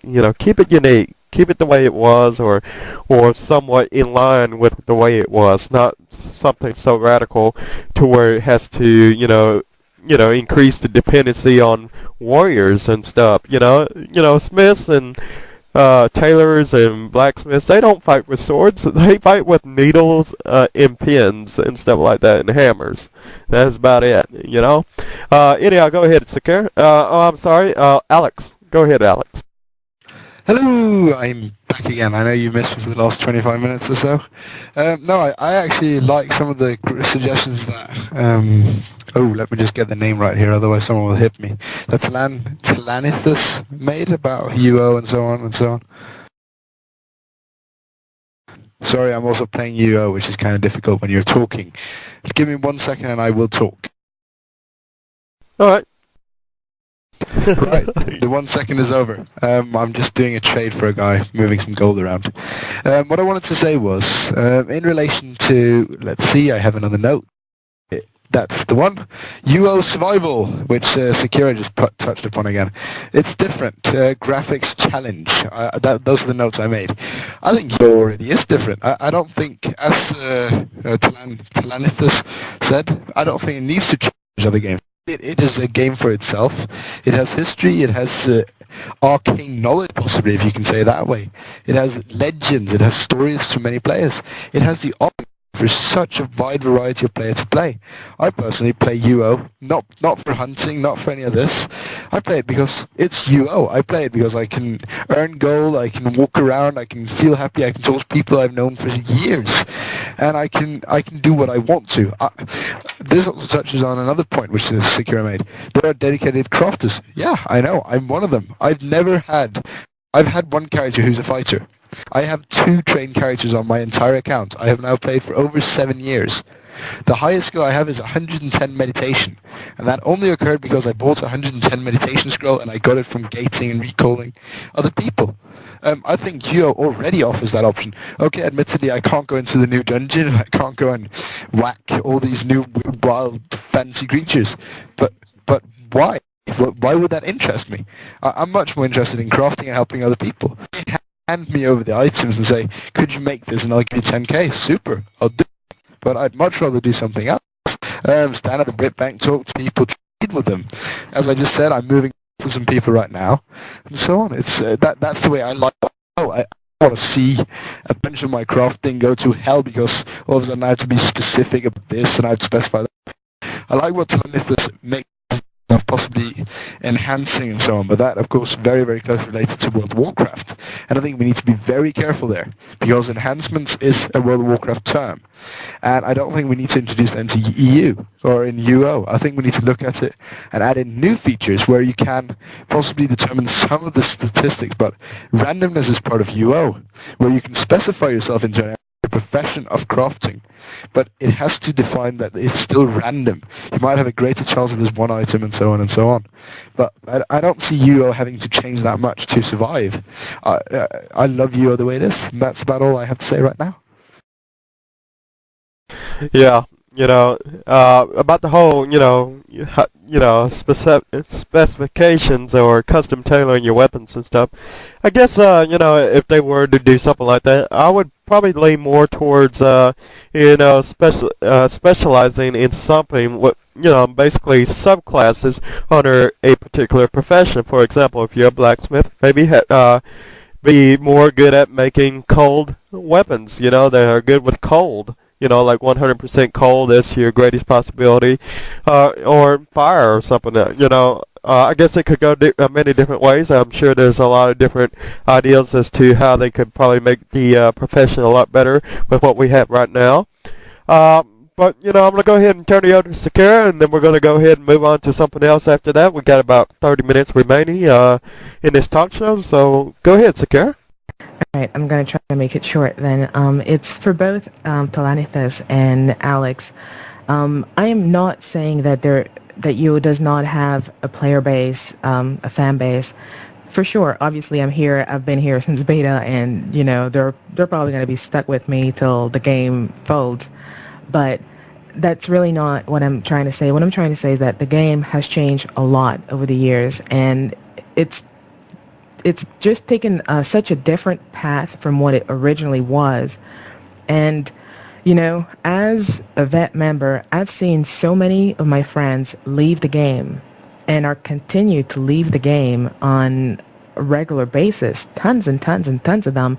Most of the people I used to play with in the early days no longer play UO, many of whom have no interest whatsoever in returning. A number of them have returned a few times because we all know, we always say, yes, we're all junkies and we play this game, and, you quit after a while because, it starts getting boring, but after a few months you come back because you go through withdrawal. But now these people that have left came back. After 2 months, they're like, this is really not the game I loved, and it's just, it was just the return that they needed to make their peace with laying it to rest once and for all.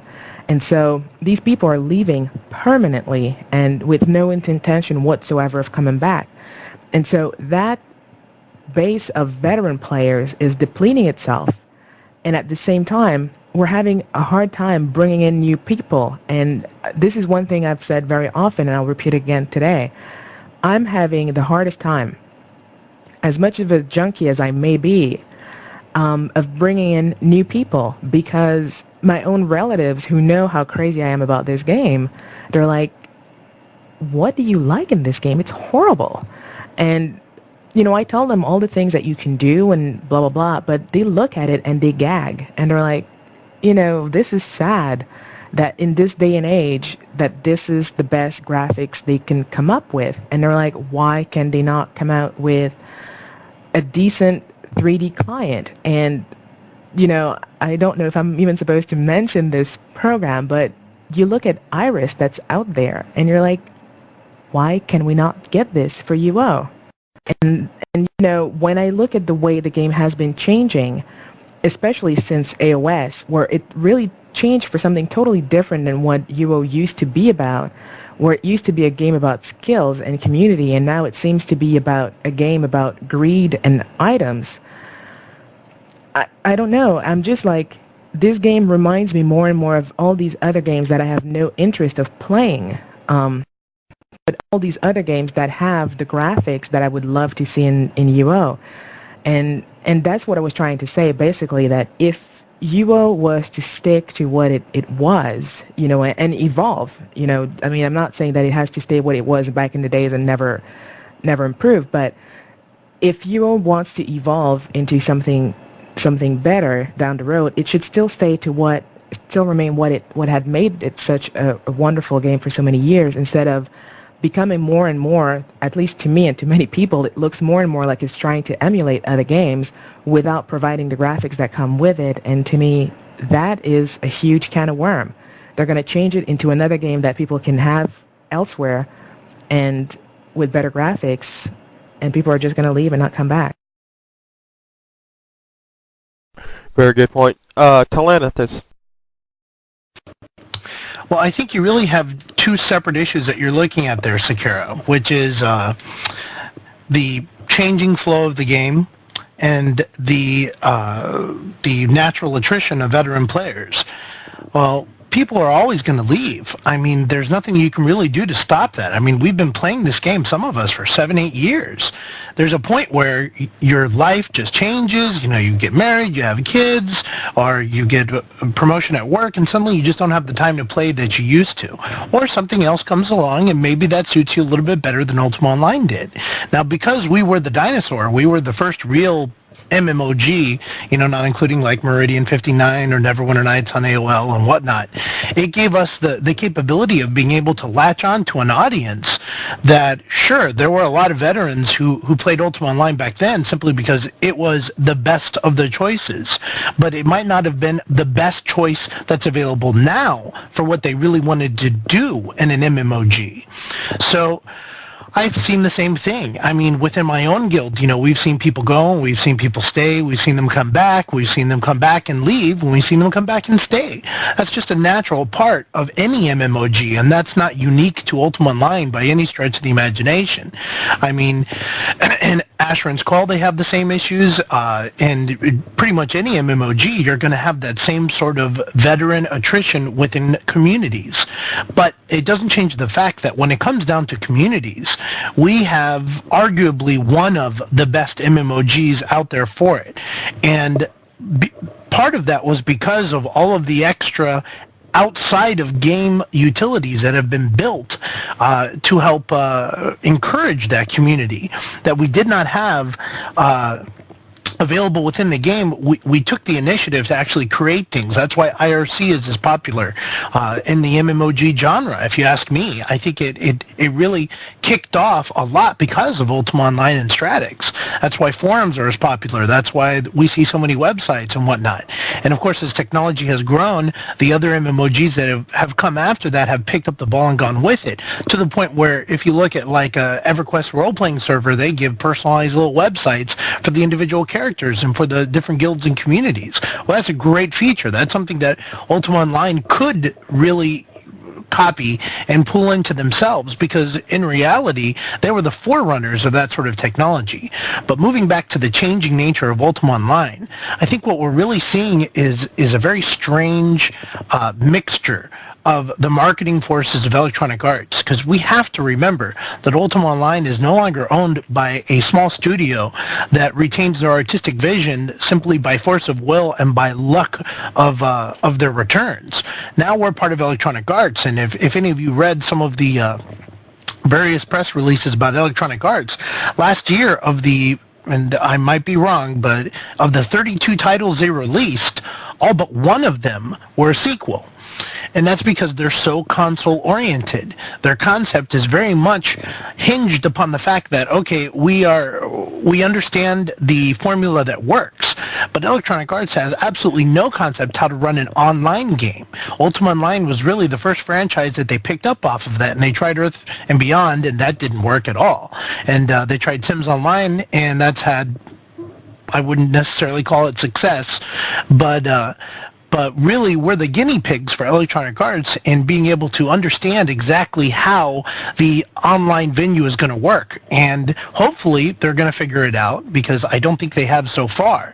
But we're going to see a lot of copying of other MMOGs, because the executives who don't understand Ultima Online at all and don't understand the actual genre are going to look at that at WoW and look at the subscription numbers, and they're going to look at EverQuest 2, and they're going to look at all these other Dungeons & Dragons Online and Middle-earth Online that are all coming out, and the proposed numbers that are coming out with them, and they're going to go, well, we want a chunk of that. And they're going to be pushing for influences within our design community that might be contrary to what we see as the past. And yes, that could hurt our vision of what Ultima Online was. But let's remember that the same versatility I talked about as one of its biggest strengths is also one of its hugest weaknesses. Because I have friends that were nothing but red PKs back in the day of the old tank mages. And they come back to UO, and sure, there's red people running around now. But it's nothing like what they had, what they expect out of Ultima Online. And most people who play would look at those days, especially the rampant days of the first year and whatnot, and say that, yeah, something needed to be done there because it was just out of control. So we can't purely look at veterans and they're reminiscing of what the past is for a concept of where we need to grow with Ultima Online. And we certainly can't look just at the executive suits who don't really understand Ultima Online.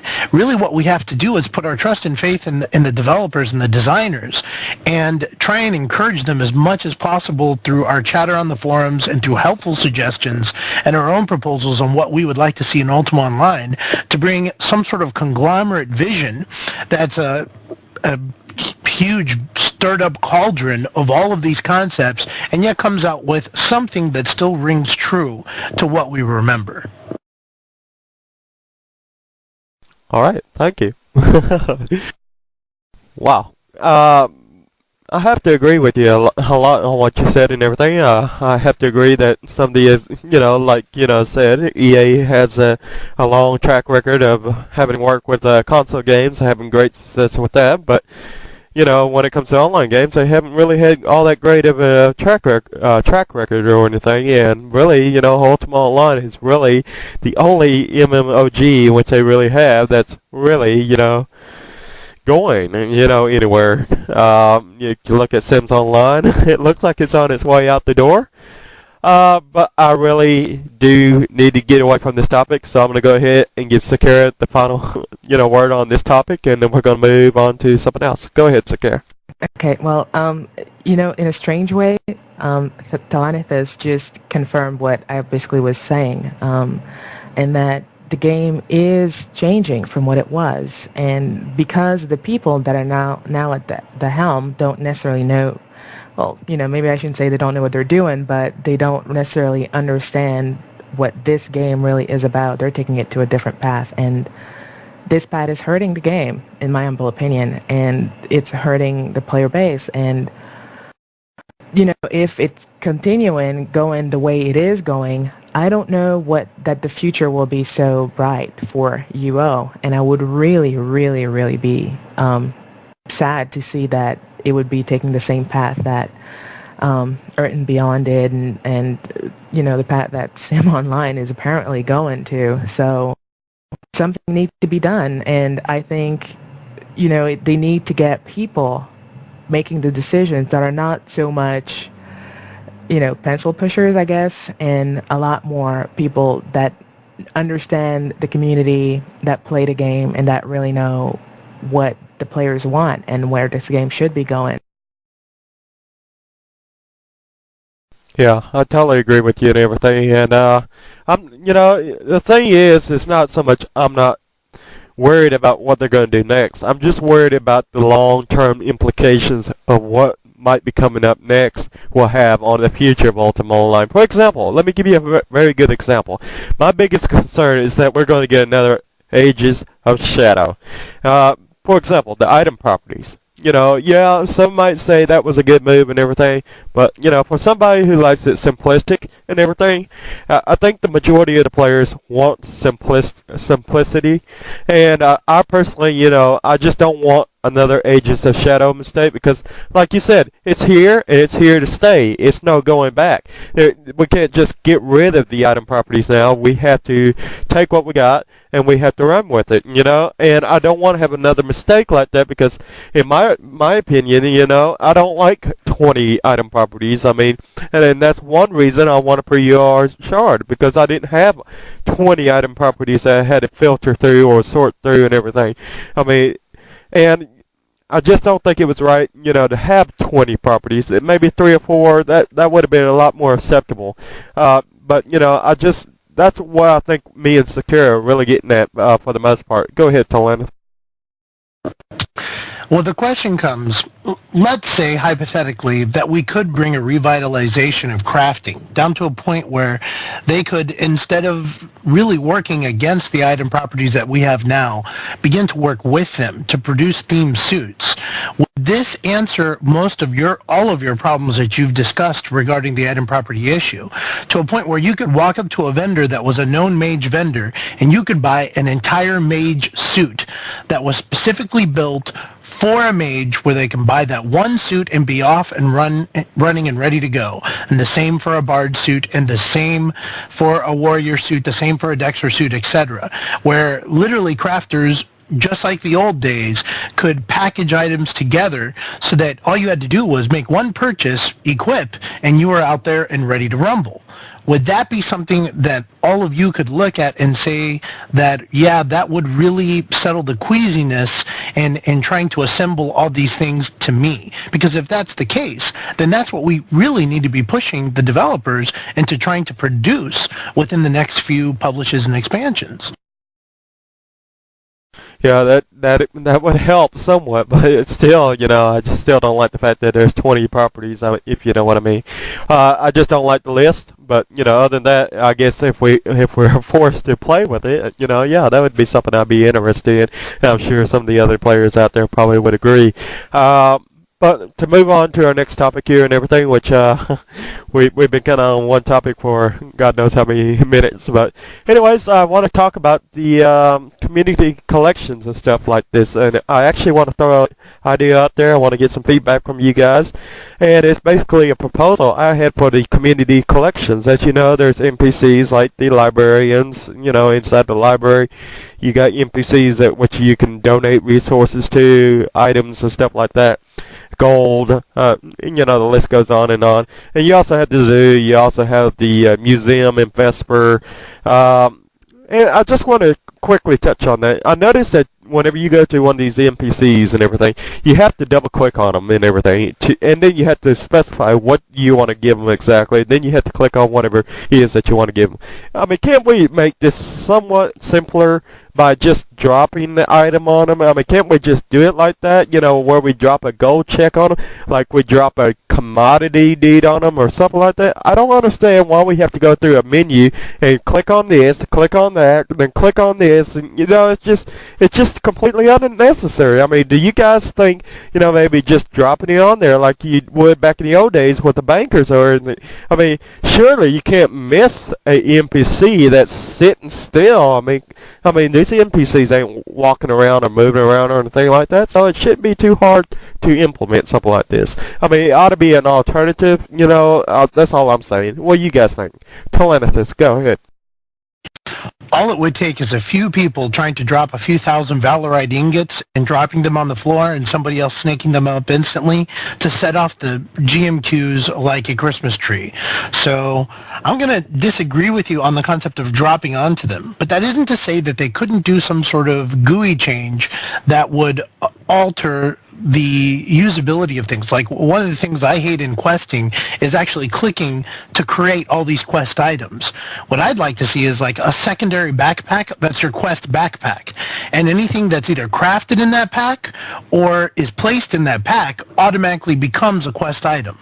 So that would simplify drastically all of the manual clicking that we have to do to complete these quests. Well, you could do the same thing for community collections.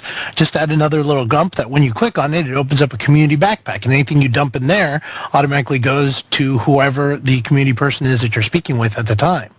But those are all GUI changes, so graphic user interface changes. So who knows if that actually come to pass. But I would not in any way really be pushing towards the drop on the NPC. Because like I said, all it takes is a few misses to cause some really, really ill feelings with people who are using high-end items. Yeah, I just remember back in Moonglow, whenever you could drop them on when you had to drop the checks on the NPCs, and they would actually accept gold checks, and they weren't even a banker. Oh my God, I gave it to a provisioner inside of Moonglow Bank, and I was like, oh no, I just dropped $1 million gold check on the wrong person instead of it going in my bank. Go ahead, Sakara. Yes, I totally agree with Telanithus on this one. It happened to me, as a matter of fact, in Moonglow Bank. I wanted to drop a 1 mil check on a mentor, and instead I dropped it on the Tinker that used to hang out in there. And I paged GM, and they said, tough cookies. I was not a happy camper. But, I was lucky because I had, I was fairly wealthy in-game, so that, losing 1 mil, it was not pleasant, but it was not the end of the world for me. Now imagine somebody who's not as comfortable and ends up losing their entire wealth that way. That would totally suck. So now I would definitely like this system just for that, because that risk of dropping stuff is removed. And frankly, I think they need to do that also with the some of the dungeons, like the way when you want to summon the boss. It's like one of the problems we had when we were doing Dreadhorn yesterday. When you get to that little altar area and you have to drop every single item on the little statue in the middle, that sucks, because you get there, it's on the floor. You have a bunch of people that run there on their swamp dragons or, just there on their mount, and they're all piled up in that little circle. And they basically end up hiding the statue. If you start invising these people, they can page on you for harassment, because invising people is considered harassment. And you can't drop the items on the statuette. And we actually lost one that way, because I was actually dropping the 6 items that you had to collect onto the little statue, and some people from an enemy guild figured this was a good time to grief, and they started luring stuff onto us, and then they would stand on top of the statue so I can see it. And by the time we finally got to, by the time I was able to see the statuette, the timer was up, and I actually lost all the items that we had already dropped, and we had dropped 5 out of 6. And so all that work was lost, and we had to start from scratch. So that dropping stuff, I hate it. There should be a way that we can drop the items without having to drop them that way and risk, first of all, them dropping on the floor, and second, getting rid of that grief potential where people can basically block your access to these things. And it's the same if you look at the Blighted Grove. The basket for you to drop your blessing in is on the floor. If somebody parks their white worm right in front of it, you can't see it. So how do you go about dropping it on it? It shouldn't be that way. There should be something that you can click that is always visible at all times, so that you don't have that problem. But in conclusion, I have to say that I don't dislike Telanithus' idea about having a separate bag. The only thing is that bag should only be able to accept items that are specific to your quest, the same way the toggle quest item will not let you highlight items that are not meant for your quest, so that you don't end up losing stuff that you don't want to lose. Yeah, and Telenethus did bring up a very good point about the, a little gump or something where you just drop all the stuff that you want to put in and everything. But I don't know about the quest bag and everything. I'm just kind of skeptical as to what kind of problems might arise out of that. Go ahead, Alex. Hey, I'm not going to mention anything related to anything you've said, if that's okay, or do you want to stay on topic? I can wait till the end. Yeah, I want to stay on topic as much as possible. What? Sorry, I couldn't hear you. What? Sorry. I want to stay on topic. Okay. Okay.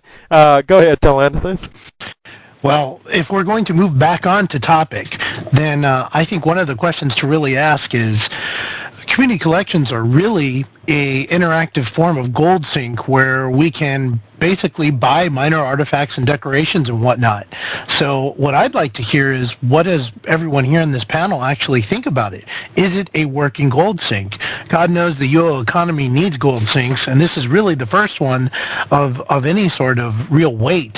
I mean, I don't include like the old what do you call them, where you can make the little heads, the taxidermy kits.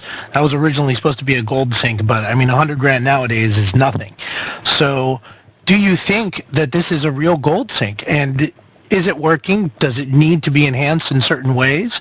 And how could the same concept be taken and replicated further in Ultima Online with something like community collections, or a completely different concept that's another good gold sync? And what sort of benefit do you think that would really bring to us in the long term? Because, I mean, if you look at eBay right now, you can definitely see that we've definitely have a serious economy spike when it comes to our gold prices.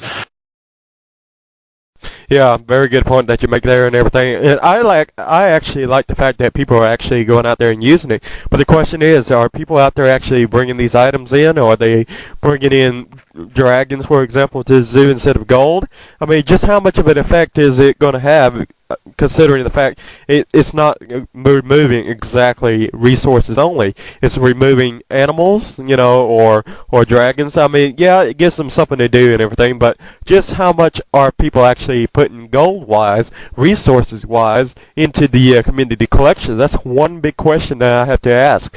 And also, whenever, and I also did some math and everything, and what I came up with, I didn't finish it. I didn't come up with a final number and everything, but I can tell you, just from like the zoo alone, if you were just to put gold in there and you wanted every one of those items in there that you could claim as reward, that would come to 284,250,000 gold if you wanted to get all of those items by just dumping gold in there. So yeah, that's a pretty good chunk of change. And then I did another math somewhere else, I can't remember, but from what I gather so far, I'm already up to 500 million gold. And that, and this is just one person, if he wanted all, or just say, we get one of each item. We're talking about, at least 500 million or more being removed if they do nothing but gold. But the question is, resources, is this, letting people drop boards, ingots, and gold, is that really helping the game, or is it actually encouraging, for example, script miners and stuff like that, and scripters to go out and cut more boards and stuff?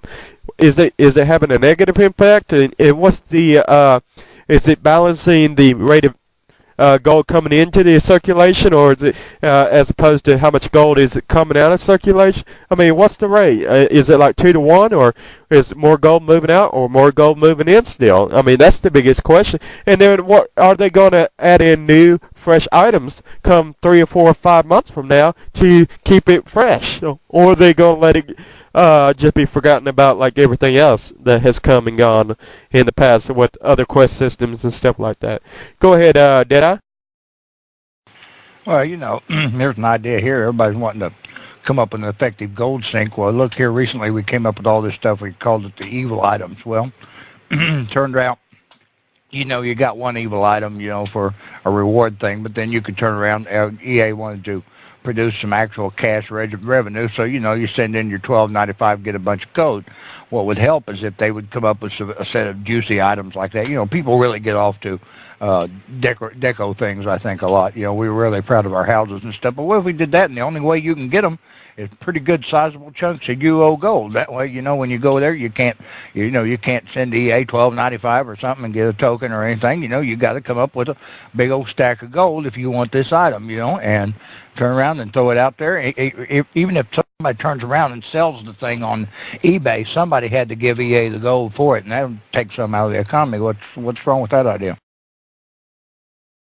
There's nothing wrong with the idea at all. I love it. As a matter of fact, I'm 100% behind it. But the thing is, it's just how long will it remain popular? Is it just a fad right now, or will it actually grow into something big and actually become really popular, or is it going to die out like everything else that usually comes with the expansion 2 or 3 months later? Go ahead, Sakara. Well, I think in a way, you know, this system, I'm not sure to what extent it will be a good goal sink. There are a few ways that I think it could work. First off, as you mentioned, if there is a rotation in the items that are available, if, for instance, you only have, say, 3 months to acquire this item, and, you know, and basically you make them become rare items because you only have a specific period of time during which you can acquire it. And the only way is either by donating those items, pets, or whatever, or gold. And so you have the people that try to donate the actual animals, and then they realize they're running out of time, but there's this one thing they really, really want, and then they're going to throw in the money. I know personally, even though I could afford it, I'm just going to tame pets because, you know, I have a 120 tamer, and it takes one try to tame a drake. So I can have 2 drakes in tow and just deliver them. So it's really not that much of a bother when, you know, you just spend a little bit of time every day and earn your points that way. But if you have a rotation, then at some point people are going to go like, oh my God, I'm so close, but I'm only missing so many points. Let me just throw in the money and just, you know, get that item before it's removed and replaced by something else. And then there's so many other ways you could introduce gold sinks, but the problem is at the same time EA is a company and they want to make cash, and draining gold out of the game doesn't put cash in their pocket. And so it's sad that, as Deadeye was mentioning, they ended up selling these evil items for cash, whereas they should have been selling them in-game for an insane amount of gold. That would have been a great gold sink. You could have things like, we've asked for such a long time, rent apartments. There's an inn and stuff like that. Why is it not possible to have like all these vacant NPC buildings? Why could they not turn them into apartment buildings that people can rent? And it costs you so much per month, the same way you pay so much per month or per week for your vendor. You know, and even if you own a house, you could have, you know, an apartment rented in town or something, obviously for insane amounts, but, you know, these are other ways that they could drain some money out of the game. And you could have other things that people have been wanting forever, such as a stable in your own house. We already have all the decor to make one. Why can we not have our own stable master? Charge an insane amount per week or whatever. I know a lot of people that have lots of gold would do it just to have their own stable in their own house. Or there is a bunch of plants that you cannot grow or you cannot have in your house. How about giving the possibility for us to have these plants in our house? But in order for the plants to survive, we need to hire some sort of a gardener, like, you know, a royal gardener or something, and it's basically just a fee per month to have, or per week, to have him maintain our plants so that we don't lose them. And the day you stop paying, then your plants just die, you know. These are just like various different ways that we could have really unique things that you cannot craft, that you cannot obtain any other way, but that people would really want. And you just basically make it a service where you have to pay on a regular basis in order to acquire them. Yeah, I really love those ideas and everything because, like you were saying, and as I was saying, kind of saying earlier and everything, if they rotated the items and everything, it would also give it some rarity and everything, and it would also rush people to get out there and start donating, rather than procrastinating, saying, oh, well, it's going to be a year, it's going to still be around a year from now, because, what we have to remember and everything is that after a while, a year from now, a year, or 2 years, or 3 years, these items are going to lose its value as more and more come into circulation. So they're going to have to do something to keep these items rare and to keep people wanting to use it and keep, putting gold in there. It's going to have to give people an incentive, And because, if I was to go, let's say, if they was to swap it out every so often, it would give people, because then I would be thinking in the back of my head, well, if I put all this gold in right now, 2 or 3 or 4 or 5 or 6 months from now, this is actually going to be worth something, because it's going to be rare. There's not going to be all that many in circulation. Whereas if we keep it the way it is right now, 2 or 3 years from now, it ain't going to be worth anything, just like everything else. It's not going to be worth anything. So, I think they got to keep it constantly fresh. I mean, we can always constantly introduce new things. Also, I'm going to go way off on the edge here. I'm also even going to say that, like Sakura, she said we ought to have stable masters and everything. Well, I think we ought to do. I want to touch on that a little bit and elaborate on that idea a little bit, if I may. What I want to do is maybe have a stable master, like in town, I think they charge 30 gold per day. Well, allow players to charge their own rates. Like, for example, they have to pay 30 gold to the stable master, but then if you wanted to create a stable at your place, you could actually charge players 200 gold per the stable at your place if they wanted to. You could actually adjust the rates at your own place depending on how much traffic you get there. If you're near a popular mine or something like that, some people might actually take advantage of that, and that way you could actually make money off this stable master and stuff like that. Because after all, you are providing the space and the decor or the theme for a stable, so and you are letting them stable at your place, so you are offering a service of convenience. So I mean, I think we could do so much more, and the gardener is another good idea. Also, I would like to maybe see item decay, furniture. It doesn't even have item decay. I mean, really, you purchase one furniture once in your lifetime, and it lasts forever. I mean, I still got the same furniture from 8 years ago. I mean, when's this furniture going to get old? When's it going to break apart? I mean, when's it going to get on its last legs?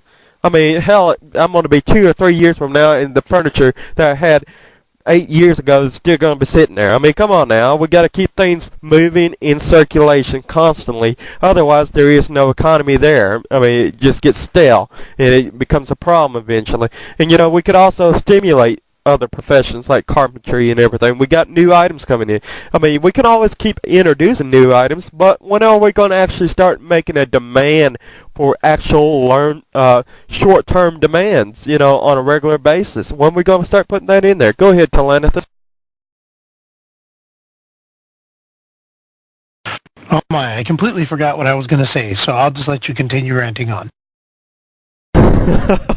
No problem. But Alex, go ahead, Deadeye. Well, I may get strung up by the yarn arm by saying this, but I think what it boils down to, I think all of us that play this game, we're the ones that sit down and spend all the time and our thinking power and brain power and figuring out how we're going to do this and how we're going to do that and everything. And even though it's a game, we take it pretty seriously. I think we take it a lot more seriously than the people on the end of the developers because, hey, to them, it's a job. Yeah, very good point and everything. But, I do think the developers do have a passion for the game. But otherwise, I mean, really, I don't think the developers just saw a job out there and say, oh, well, that job seems to pay really well, or that job seems really interesting. I think I'll take it. No, most people who got the job at EA now pretty much know something about the game, or at one point in time or another played the game. So I don't think they look at it as just a job. I mean, I think at one point in time or another, whether they still have it or not, I think they did have a unique passion for the game. Go ahead, Telenethus. Well, I just wanted to stand up in defense of the devs because I've known several of the devs over the years, and these guys are fanatically, rabidly passionate about the game. But again, they have to work within the constraints of their environment. Simply because a developer has awesome ideas does not necessarily mean that they're going to get the green light to be able to propagate those ideas. LaRoche and Patrick would be a perfect example of this. I mean, he came in and just within 1 year was able to put out a lot of features that a lot of players really loved. But he was able to do so because he had his boss's support and because he was on the live team. He wasn't working on an expansion which has a limited set of features that have to be built in and have to be done on time to meet that ship date. So he had a lot more freedom in that particular realm. And I think that's why we're going to see a lot of the advances that are quote-unquote directly for the players come out of Tact and Evil Mantis right now, because they are the live team. They are the people who are going to be addressing directly the players' concerns. That's why Tact has this PvP rebalance slotted up for as soon as they can get it done. That's why Evil Mantis has been talking about various different ideas over the past few months that they're working on and getting implemented. But of course, their first duty is the expansion, because let's face it, it's like they've been saying in IRC, EA is a business. They need to make money. So they need to really add to that bottom line there. But the developers, I mean, I've never spoken to a UO developer that I could not unequivocally say was fanatic about bringing their vision of what UO is to life. But that's just not possible to do in a committee-based work environment. You have to take sort of the median of all the developers and their producers and the executives and everything, and that's what we end up with. Yeah, very good point and everything.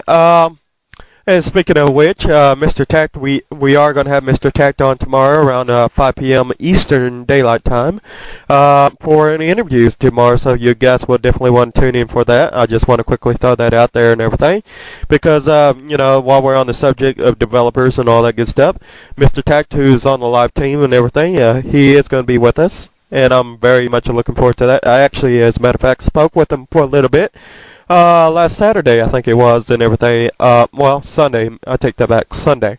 But I think you guys are going to definitely like him as a person and everything. You guys might not totally agree. And I know a lot of people are going to try to probably swamp him with questions regarding UOML, but to be honest, the guy probably won't know too much about UOML since he works in the live team and not the UOML expansion. So I just quickly want to throw that out there, everybody, because I want everybody to get out there, tell their friends and family, say, hey, you know, your radio's going to have Mr. Tact on. I want you guys tuning in for that and everything, because I'm, you know, hey, I'm excited. If I'm excited, you got to very well be excited as well. Right? Right. Yep. Exactly. Okay, well, we're going to go ahead and move. Let's see, what other questions? Oh, yeah, I want to quickly touch on something about the UOML expansion, which I want to, you know, point out and everything. Hopefully this gets out there and one of these developers hear about it or something. I don't know about you guys, but I don't know if you guys have been playing on the test center or not, or have, or whatever. But I noticed something over there with the archery and stuff like that. If you ever look at the magical short bows out there made from frostwood, it never seems to miss. I'm like, whoa. You think archery was back then. Just wait until you see these magical bows, or whenever they start actually getting produced in mass quantities on the production shards. I guarantee you, it may not be a problem now because it's still new and people are still out there trying to get the runics and everything for them. But I guarantee you, if somebody gets a really good magical short bow made of frostwood, they are going to rock. You're going to be like, how in the heck are they hitting me time after time after time? Yeah, go ahead, Deadeye.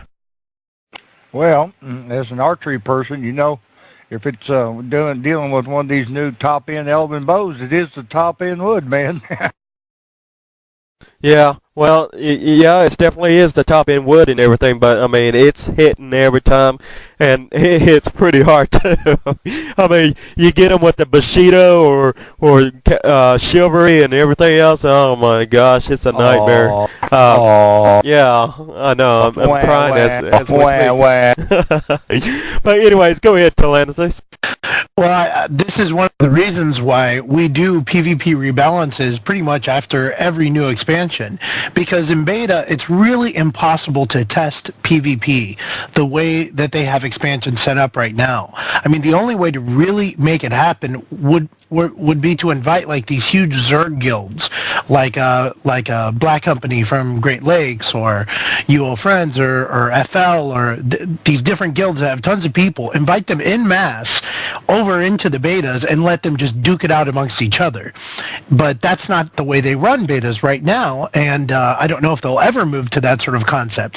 So basically, anytime we get a new expansion, we're going to get new features that are going to unbalance PvP and are going to create a new template that is the Uber template.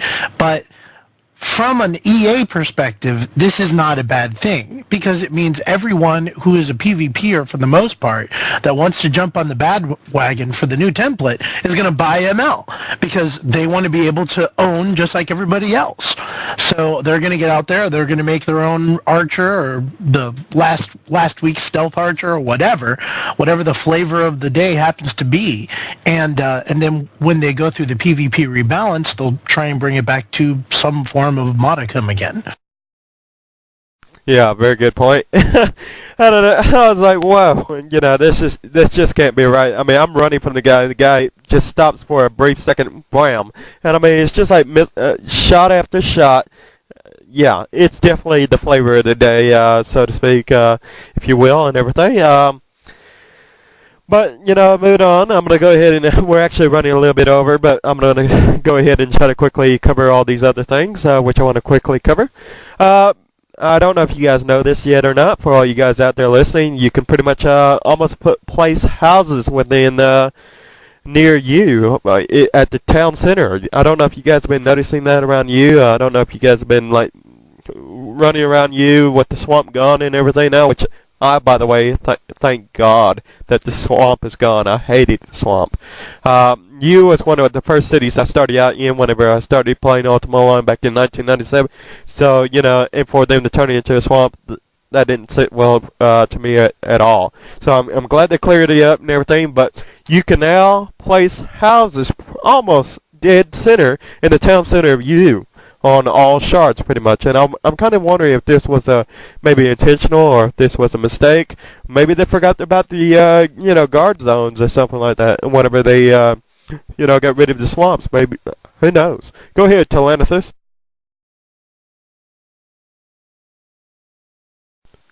Tal, did you have something you want to say? No, just that converting over you, I think, was a godsend for just about everybody. I mean, it was one of the sad side effects of the churn of the developer teams, because the scenario team basically moved off and moved into the Ultima World X or UXO, whatever it was, I forget. But getting things fixed is one of the best things about MMOGs, is that there is that time, and eventually they get around to fixing some of these old things that are just leftovers from whenever. You know, I just hope that we can remember some of the history and the lore of those scenarios, and the savages versus the orcs, and the whole Blackthorn thing, and still keep that alive, because that really, to me, is one of the essences of Ultima Online, is that legacy, all the history that we have behind us. So even though the physical effects have faded and gone away, now we have a duty, I think, to really preserve the lore that built all that up. Yeah, totally agreed and everything. I'm 100%. I know 2 or 3 years from now, we're going to be sitting back and saying to some of the newer players out there in Ultima Online, saying, you know, I remember when you was a swampland, and it was like that for about 2 or 3 years, and they're going to be like, really? You're going to be like, yeah. Anyhow, go ahead, Deadeye. Yeah, I don't see anything at all wrong with what they've done over at U. I mean, let's face it. I mean, as long as I've played, U has been kind of a dead place. You know, the only people you see around is the people that live around the area. You're running in and out the gate and stuff, and so I see nothing about it. If they let people house and everything, they're going to basically turn the city of U into a much more of a thriving community center. You know, and it's been like zero. You'll turn around and say, "Well, I'm headed off to U." I'll look at them and say, "Why?" Yeah. Well, you know, I don't know about the rest of you, but you know, I always looked at you, and the reason I always liked it was because it was you know, the word I'm looking for is underdeveloped area. You know, it wasn't really developed like Britain as far as the economy goes and everything. You pretty much had to bring whatever supplies into you if you wanted to, like, create a community in the U area and everything.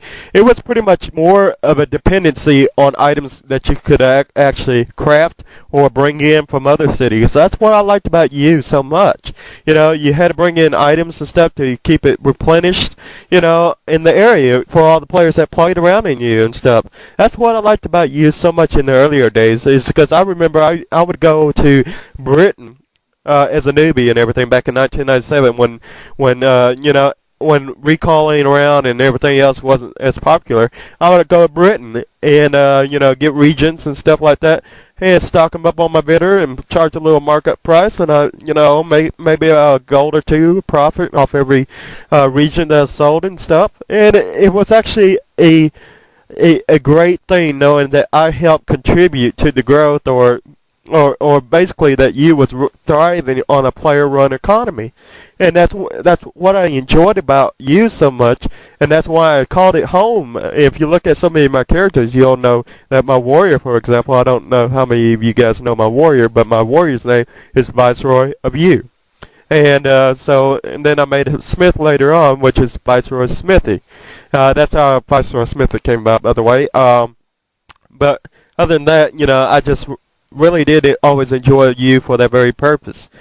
What I want to do is I want to now move on to our last question here, or actually last topic here, and it's going to be talking about engraving of containers. I don't know how much you guys have enjoyed it, but I'm seeing it as a great thing. I like the concept behind it for the simple fact that you can now, you know, basically write on your containers, you know, for example, if you're sorting stuff out in your house and you got like 30 containers like me or something, you can now specify what's in that container. So that way you can just, you know, put your mouse over it and you can actually see what's in there, for example, rares and stuff like that. I also, you know, when it first came out, I was like, you know, I don't understand this, you know, how does it work? You know, I'm right clicking, I don't see any context menu for it. And I got to asking around on the static boards and everything, and basically it is tools. You know, let's say for example, if it's wood, if it's a wooden, you know, I'm going to do a little education here. You know, educate the players out there because they may not know this either. If it's a wooden container, you're going to have a carpentry item to do this with. Okay.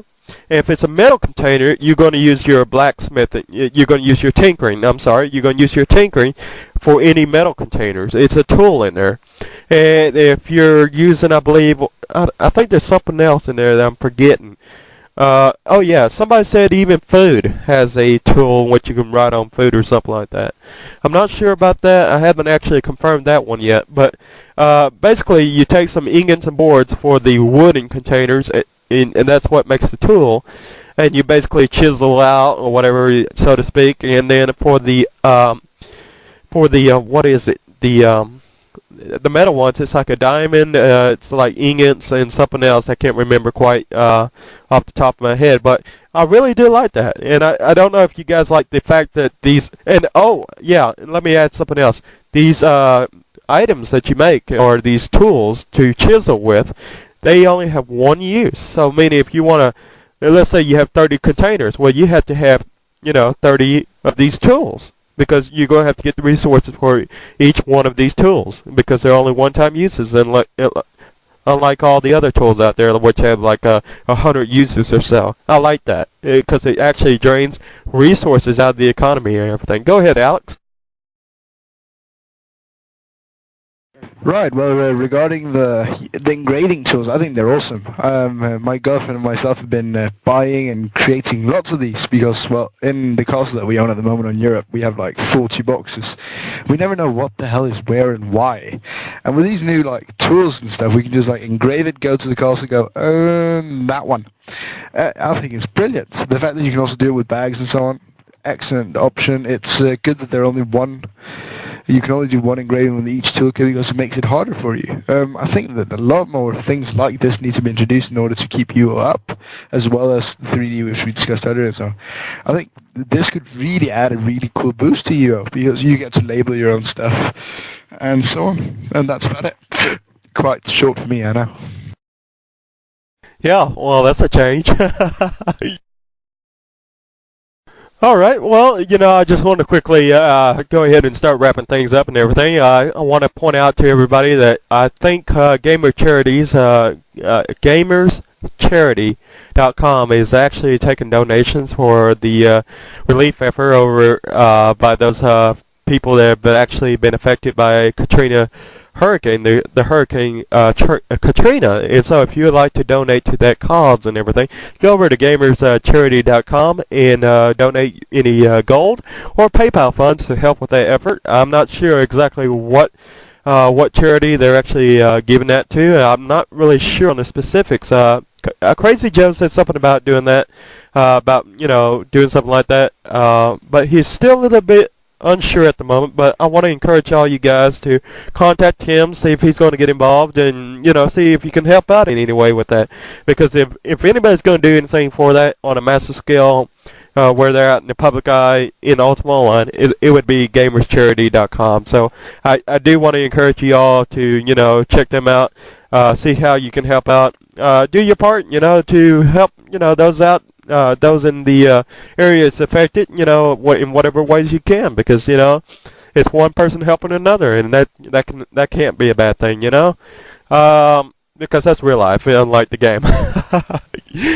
Okay, so what I'm gonna go, go donate blood is what Kona is saying. I don't know how much of a need or demand there is for that, but anyways, I want to thank you all for joining us. What? What am I forgetting? No, I was making a blood comment.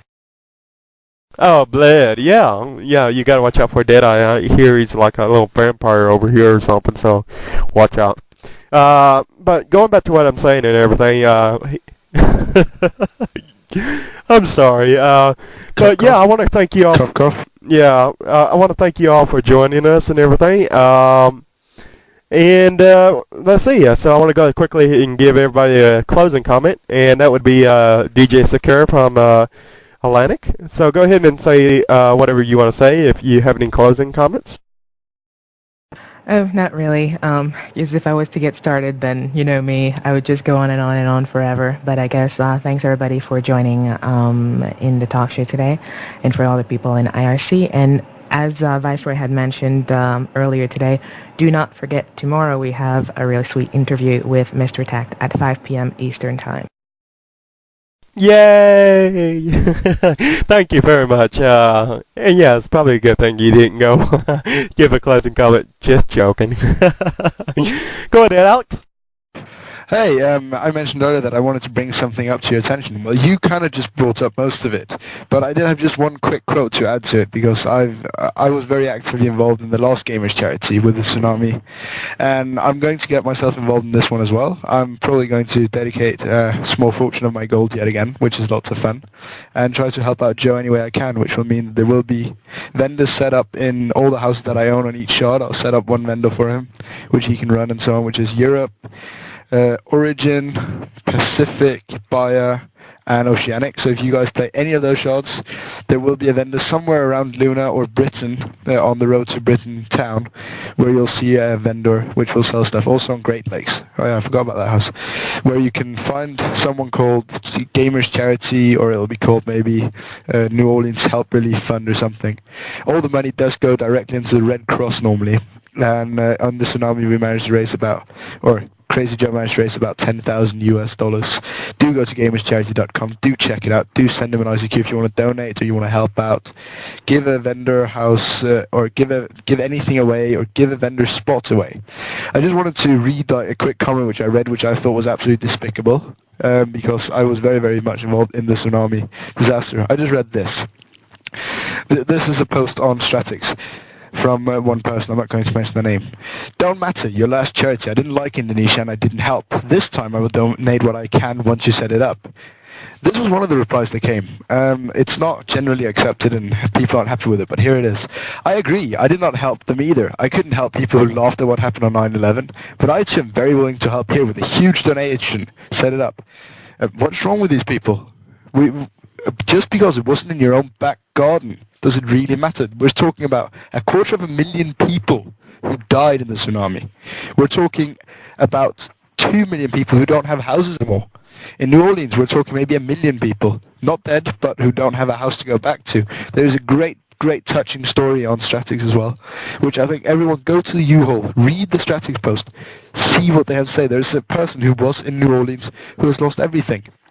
It is absolutely brilliant, the story. I think you should go and read it. Try to understand what's going on and really get into this. Try to help out in any way you can.